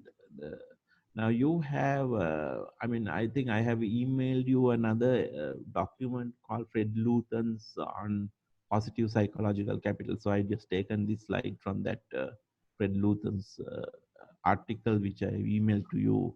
Not email, I given to Himali. Himali will probably email to you in the post module. Now we all have these 4 capitals. What are those 4 capitals? Um, uh, uh, the 4 capitals are, now in case if the link goes down, I think remaining meeting time is about 1 minute and 30 seconds. When I explain this slide, the link will go down, but I will reconnect because we don't have to go for another 40 minutes, maybe another 5 to 10 minutes. I can finish it off. Is that all right? Okay, sir. It's okay. It's all right. Yeah, okay, because then we should not have another 15 minutes. We should not wait. Okay, so the so link will go down, but I need about another 5 to 8 minutes to explain this slide. This is a very important slide. This is a very important slide. So in 1 minute, the link will go down. Or you want to have 2 minutes break and come back? Yeah, we'll have a Okay. break and come back. Yeah, 2-3 minutes. Then I will explain this slide. It will take about another 8 to 10 minutes, and then we can finish it off. Okay. Okay, sir. Thank you. Okay. We'll Thank you. connect it in Yes. under this thing.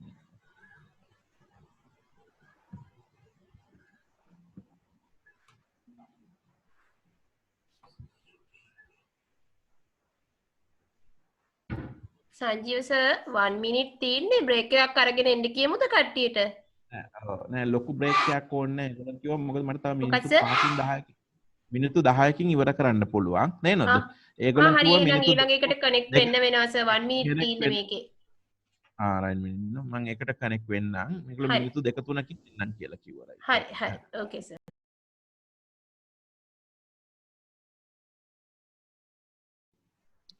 We all have these 4 psychological four capitals. 4 capitals, we all have it: traditional economic capital, human capital, social capital, and positive psychology capital. But these capitals will vary among us. Now traditional economic capital will tell you what you have. Human capital will tell you what you know. Social capital is who you know. Positive psychological capital is who you are. Now, traditional economic capital means the finances, tangible assets, all that what you have, the plant, equipment, vehicles, land, all that, assets that you have is called a economic capital, you know. So we are, some of you all may be born with a lot of economic capital, some of you all may be earn a lot of economic capital while working. Now, human capital is what you know, your experience, education, skill, knowledge, and ideas. This is human capital. Now, this also you have.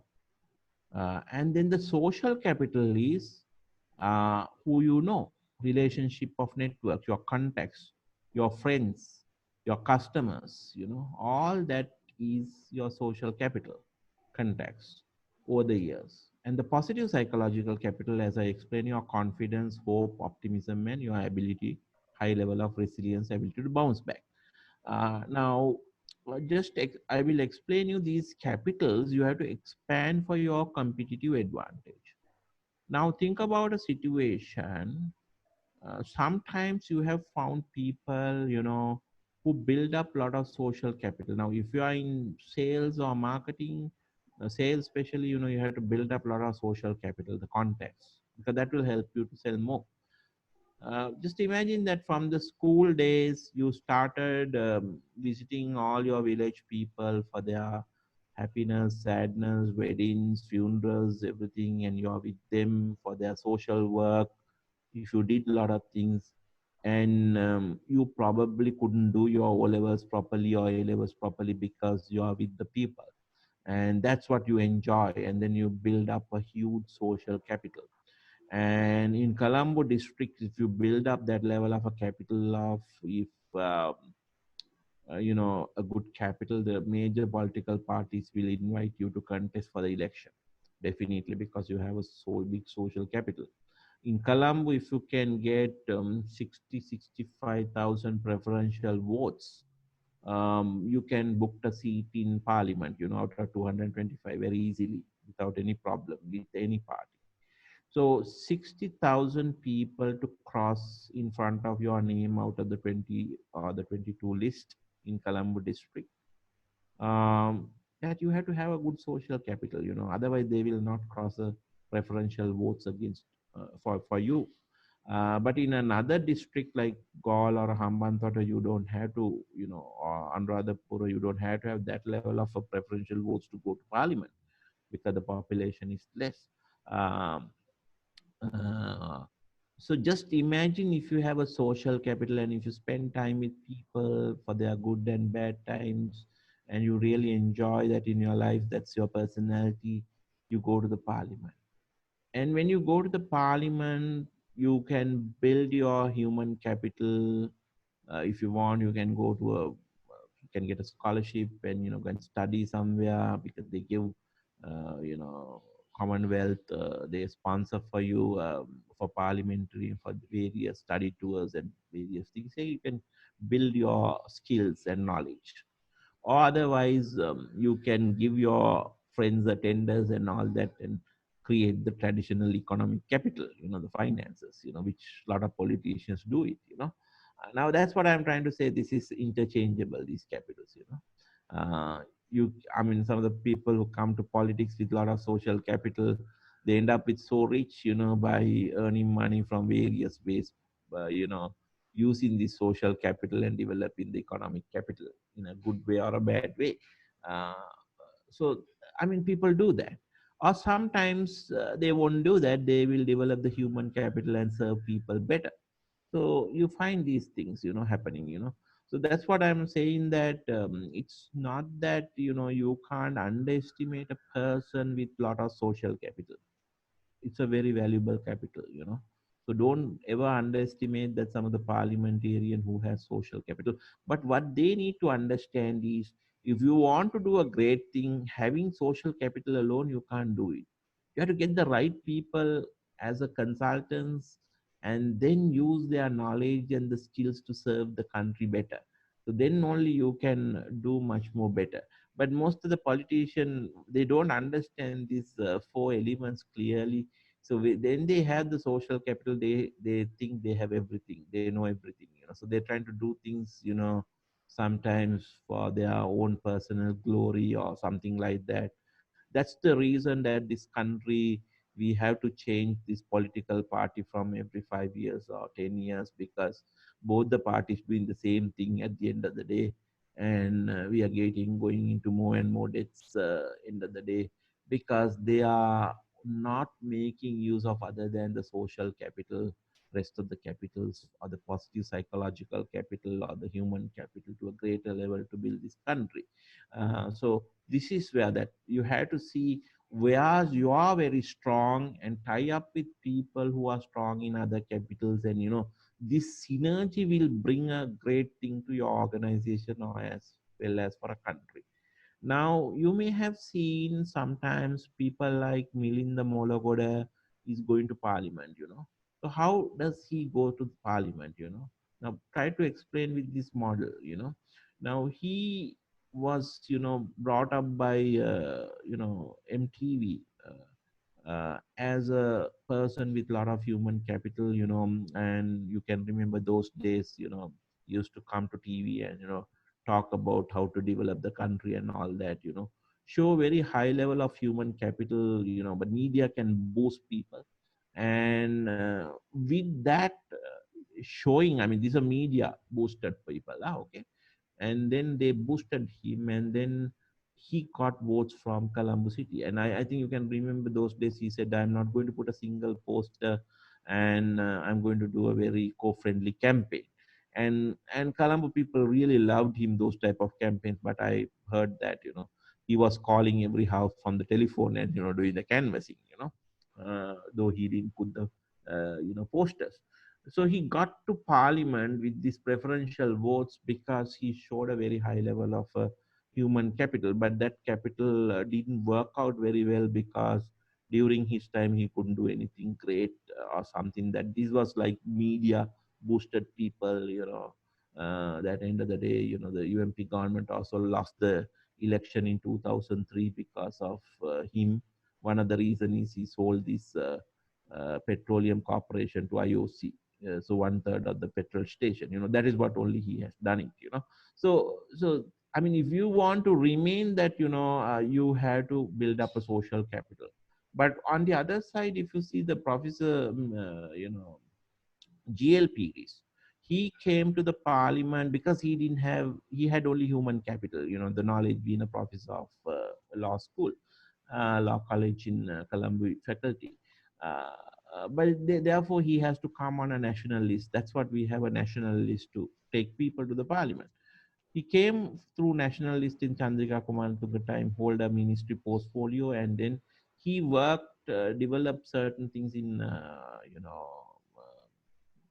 Anadura area, and that area, and then next time he contests for the election, and then he got it through the social capital. So now you can see these capitals can be interchangeable.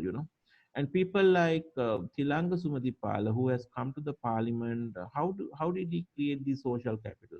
Because of the economic capital that he had, spent quite a lot of money and, created this social capital. And he also got about 55,000 preferential votes in parliamentary election last time. And then he came to parliament at in the list number 7. So you can see that these the capitals are interchangeable. So uh, but if you have positive psychological capital, if you develop the positive psychological capital, you can do great things. That you need to develop confidence, hope, optimism, and resilience. So this is a, if you go through a lot of studies about positive psychological capital, I can share with you a couple of books and all that, to learn this area very well. And if you can develop this one, it goes beyond this traditional human, social, and traditional economic capital. Because the great work pieces, done by, uh, you know, King Kashyap, great Parakram Bahu, and all of these people, a lot of positive psychological capital. It's more beyond than this traditional economic capital, human capital, or social capital. But this slide explain you how you can expand your capital for competitive advantage. All these capitals are important, but you may not have time to develop all these capitals. But when you develop these capitals for your own advantage, it will be much more better. Any one of you all have problems in understanding these four capitals? Deshani, Peter, No, I'm fine. I understood. do you think that these four capitals, we all have these four capitals, So if you develop these for your competitive advantage, uh, you can interchange these capitals and get it advantage. So now I explain you how people has used their capitals, for their own advantage, to serve people or get their own advantages. Any questions? No?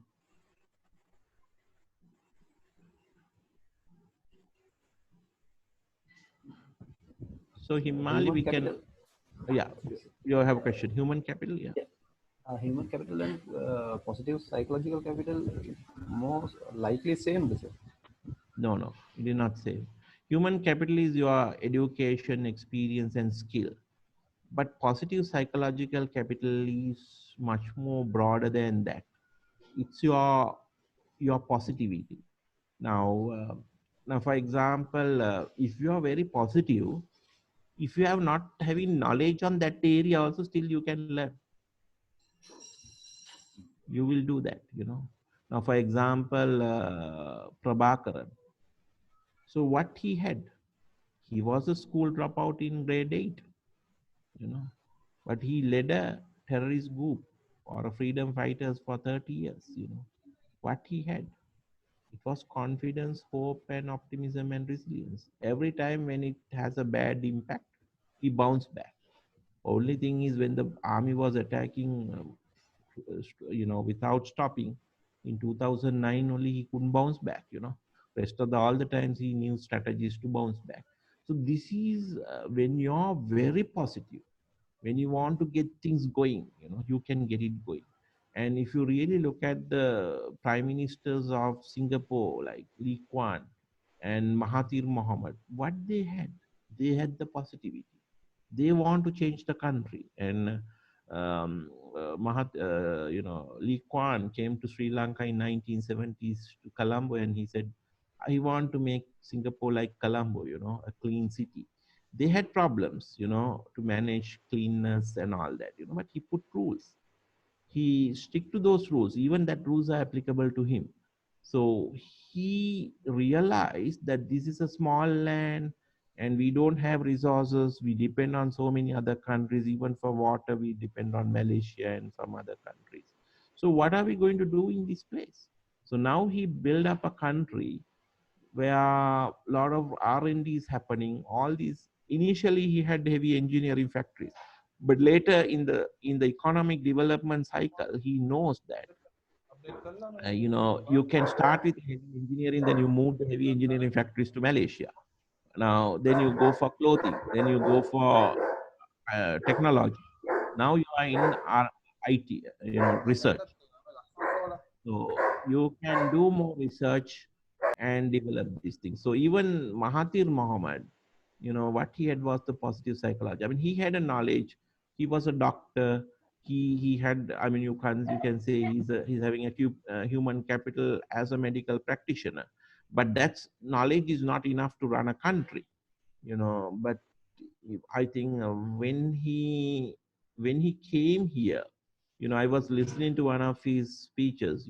He came twice to Sri Lanka, Mahathir Mohamad, after he retirement from the prime minister. Now he again became a prime minister of Malaysia at the age of 92. People want him back.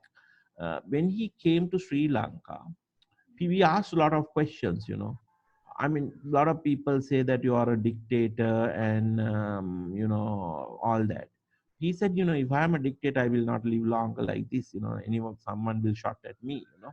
No dictator will go for more than 30 years. Even you can see in Libya, the Gaddafi was killed after ruling for 30 years. Someone will kill. I mean, only I think North Korea, the King John is still running. But it will end up with a disaster. So never ever in the history the dictators run more than 30, 35 years. But what he was saying is he was not a dictator. He was running the country. And then a lot of people asked, how did you run the country? He said, I am a medical doctor. By profession, when I identify a problem, we diagnose and we write a prescription. So that's the same way I did it in my country. We had problems, we had communal issues, we had a lot of economic issues, all that in Malaysia, many multi-ethnic country. But I realize all these problems are related to economic problems. Moment the economic problem is solved, rest of the problems are getting solved.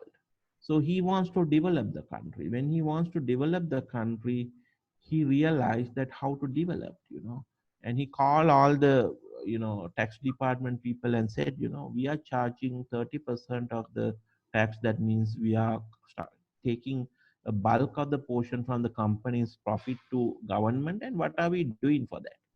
We are not doing any help to them. So then he developed a team to help the businesses. And he said we should help them. We should not just take the money from the taxpayers money, I mean tax from the companies. We should help. When they're in bad times, we have to help them. So he said, we have to help them. We have to reduce that to 20%. And but we have to take it. Some people shouldn't pay, some people should not pay. No, we have to take it. We reduce it and take it, and we help them. When they're in the bad shape, we'll help them companies to success. Then they can pay more taxes later. And when I travel to other countries as a prime minister, he take all these companies, good companies, right companies to that country as a business delegation, and introduce those people to their business delegations and make a network and build more business opportunities. So that way he slowly built up, because then he said we had a problem, we didn't know what to do. And I sent my government employees for study tours. Initially they went to US to study about how US system works.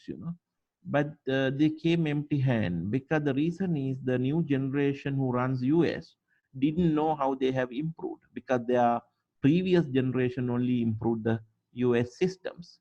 So the new people knows, they enter this in the computer, the results comes, they just do minor modifications, but they don't know how they put up this constitution and what was the beauty and how it works. But as you know that US constitution, the president will not get elected by the popular votes.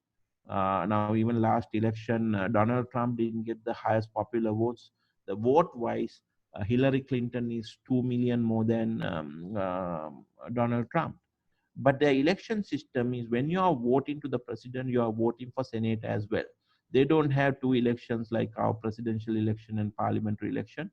They said the president should not directly elected, it should be indirectly. So you had to have a likeness of the Senate and the president, both only you cast the vote. And then major number of senators comes out for your party will decide this party is the president. So that's how president get elected. Because when you ask this question why you did it that way, because they say otherwise president will bribe the people. President might say, okay, I'll give you this way, I'll give bread for 350 and you vote for me. So we don't want this transactional type of leadership. We want transformational leaders who can transform the country. I mean, that's how our founders, or the earlier people who developed this constitution in this way. So when you're having, so then the people who went for a study tour to US came empty hand, because the new generation didn't know nothing much about how they have did this development, because now they are using this system. Then he thought he should send to newly developed countries like Japan and South Korea. And people who went for Japan and South Korea came up with a lot of ideas after the study tour. They said, this is how they do customs, this is how they handle things. I mean, because the new generation also knows that, because they were fixing some of the problems in the whole system. So then he said, okay, I'm like a medical doctor. Whenever there's a problem, I diagnose and write the prescription. Now we know the problems. We know how other people are doing things. Now let's figure it out how we can do it. And then he developed the systems. So that's how Malaysia was developed, and over the years. And when he was retiring 10 years back, he has his son, but he didn't give it the prime ministership to his son. He had one of the best cabinet ministers. He appointed him as a prime minister, asked him to contest for the election. But he messed it up the country. And then the people was very upset for last 10 years, and they have then people said, why not, Mahathir, you should come back. And he said, no, I am now retired. I am at 92. But because of people request, he came here and he won the election. But he was very positive. He said, this is my mistake. I have given to my best cabinet minister to run for a prime minister. He messed it up. It's my duty to now clear it up. Now, how nice it is, how positive he is, I mean, that's the right way to do it. You given to your best cabinet minister to run it instead of giving to your son. But he messed it up, but he take the responsibility of that even, He said, I will clear it out. So you look at their level of positive psychological capital. It is nothing to do with our human capital on experience, education, skill, or knowledge or idea.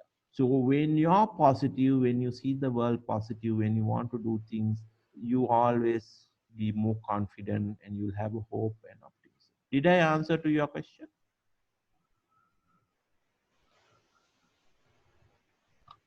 Hello? Yes, sir. I got clear. Oh, yeah. Human capital, I'm not saying that the human capital is not important. But if human capital is important, human capital alone should be able to, solve the problems, I mean, this is where the problem comes up, and even I can remember, if you have heard for the president's speech a few days back, what he was saying, he was saying, when I called the GMO said to lock down the country for 2 weeks, but then he said, no, this situation, how can I lock down the country? Because there are people who is earning from daily wages, and now right now I have problems. Some areas doesn't have water, and I have to distribute water and all that. This was, he was telling it. We can handle it with military, and the military is quite capable of handling this situation. I think we can do it. But then, after some time, I mean, what he was saying is, doctors are the base cream of the people, and he's so educated and very knowledgeable, but they propose me to lock down, and but they have not looked at the holistic view. But in such a way, I mean, just bringing up this whole proposal of locking down in two few days back by doctors, it is true, but they couldn't present it probably in a proper way to the president, why that is important, and how we are going to handle after the lockdown, the situation, how to distribute the food, how to distribute all that, it's a lot of effort, So when a man is very lot of positive psychology, he will be have the ability to mobilize all his resources to get things done, so that is where, sometimes you will find some places, even with the people, a cream of the knowledge people will fail, with human capital, because they were seriously lagging on the positive psychological capital. Even, that, we had election system, election for last municipal council election. What happened? All other our mathematicians sit together and, did this, and instead of 4,800 candidates, we have selected 8,000 candidates, in this election. We tried to compromise everything. We didn't try to compromise, we tried to make it everyone happy. End of the day, what happened? The municipality didn't have enough space to hold even the municipal meetings. Even the Colombo Municipal Council had their first meeting at BMICH because the hall was not so big to put it. Now we realize that system was a failure, So what was the problem? We had all knowledgeable people. So having human capital will never guarantee that everything will be okay. You need to have a positive psychology. You have to see the whole thing. You have to see. So for that, that's what I said. These are two capitals. But I'm not underestimating the human capital. Human capital, social capital, traditional economic capital, all are important. But positive psychological capital is much more beyond that. And that can make all these capitals if you want, you know. I mean, don't you agree that, you know, even if Prabhakaran was live, he could have give advice on how to run a guerrilla war.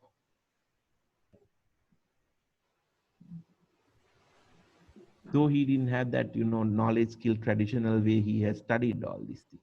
You know, he has because he was confident and he was had the hope, he was optimistic and resilient. So people who with positive psychological capital can do things, greater things. Look at Mahathir Mohamad. Even the example which I have given you, Jaya Jawardana, he had positive psychological capital and he did the same thing. He built Mahavali in 6 years. I mean, if he gone with 30 years plan, definitely you could have not got electricity by 1990s, you know, and the project went for 30 years from 1977 onwards, you know. So we solved a lot of problems. You know, we generated electricity, we controlled the floods, and the floods which we had before 1970s was huge. So the positive psychological capital is a very essential thing to run a country. You know, but he had his own problems. You know, I'm not saying take Jaya Javardhan as a role model or anything like that, but for only for this one, I said he's positive. He accelerated the project for 30 years project for 6 years, but there was some problems. However, you have seen the league, but those are technical issues, you know. But overall, as all Mahavali project is a very successful project. Today we are getting this harvesting for this amount that we are self-sufficient on certain items in today in Sri Lanka, thanks to Mahavali project. So these are the great people. Even to a great extent, I will appreciate Ranasinghe Premadasa, so who developed these garment factories. You know, now what he had, was he having the human capital? Was he a graduate? No. What he had was the positive psychological capital. He thought, what was his thinking? Half of the people are working, half of the people are not working. He said the females are not working, you know, they are not going to office, you know, I mean, they can't work. uh, so what he thought was, at least for them to give a simple job to work in a garment factory. So the economy will not prosper, he say, unless you work on the shifts. At least night shifts are there. Only one shift is working. So he said he brought up a lot of investors for garments. I think you all agree that these $4 billion of garment industry, the father of it is Premadas. If he has not initiated, this will not happen. And today's, that's the number one export in the country, but in value addition, it's still tea. But the tea and garments put together bring up a lot of revenue. And out of the 15 billion export, these two components are most important. So he built this garment industry to Sri Lanka with his positive psychological capital. They developed the BOI and he sit for the meetings and he solve the investors' problems. Do you see that type of thing is happening now? Now we have BOI, but I don't think BOI is so active, you know. So I think we record people of positive psychological capital, but he had his own problems, you know. Even Ranasinghe Premadasa, but you have to appreciate certain things what he has done. But he built houses also, like, you know, though it was a 10 million house program, you know, but I don't think anyone can build 10 million houses. If he has built 10 million houses, the housing problem is not there. But he built houses.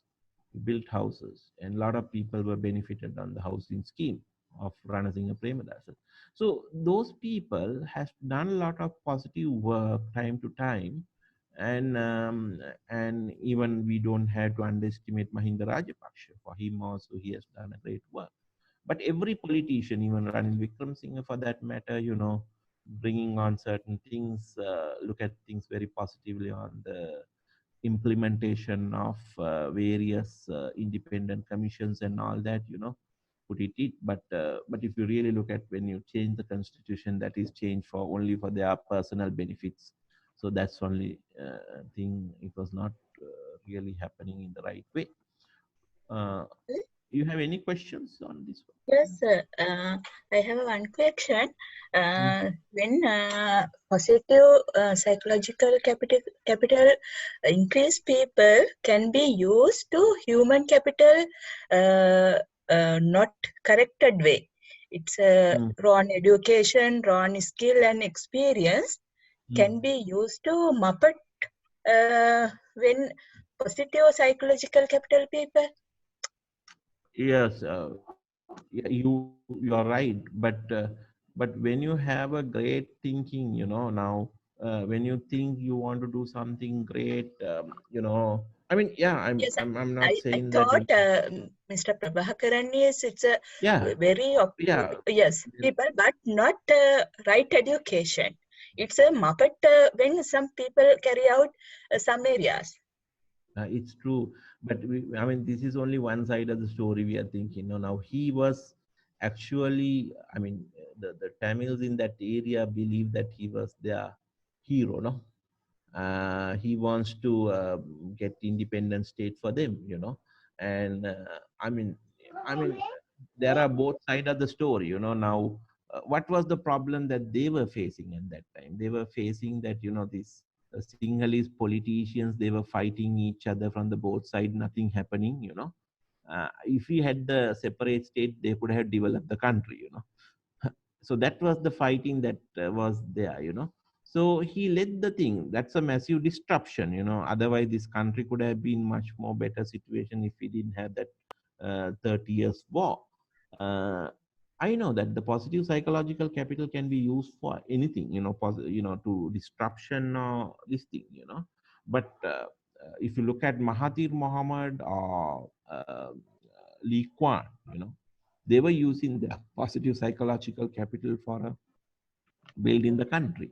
So that's what I said, education, skills, all that is important. And Yes. human capital, social capital also important, traditional economic capital important. But if you have a person with a very high level of positive psychological capital, he also can do a great work to a country, so developing positive psychology now. I mean, how many times when you in the workplace applications, what I said, you maybe study sales or marketing, you have done a slim or whatever it is, and then, but unfortunately in Sri Lanka we don't have that much of a sales training program, only the marketing training programs we have it. But selling is selling numbers. How many of them fail in selling, but when they develop more confidence and all that positivity, they will do very well, you know so positivity may be a very, very important thing in organization. The success or the bottom line of the organization will depend on the people with positive psychology. තව And 1 take minutes තියෙන්නේ. oh, තව ඕනි දෙකක් කොහමද? any other questions for this one? I'm No, fine, sir. sir. Okay. Okay, so if you want, I will email to a textbook to Yes. Himali, and the Himali will share with you on positive psychology. You can understand, but please. in a nutshell, this is the story, So these all four capitals are important, but I would say positive psychology will be very, very important thing, because when you are positive, you can mobilize all your resources to do something great. Sir, can you Okay. please, share some books? On positive psychology, yes. Yes, I sir. will definitely share. Yes, I will share with Himali. If the book size is bigger, I will share to my Google Drive and give the link to Himali, and Himali will share with you. Okay, sir. Okay. And Okay, a sir. lot of videos and things like that are there, but books I will share. If you all have Okay, sir. internet connection, I can put it to my Google Drive and share with those things. Yes, please.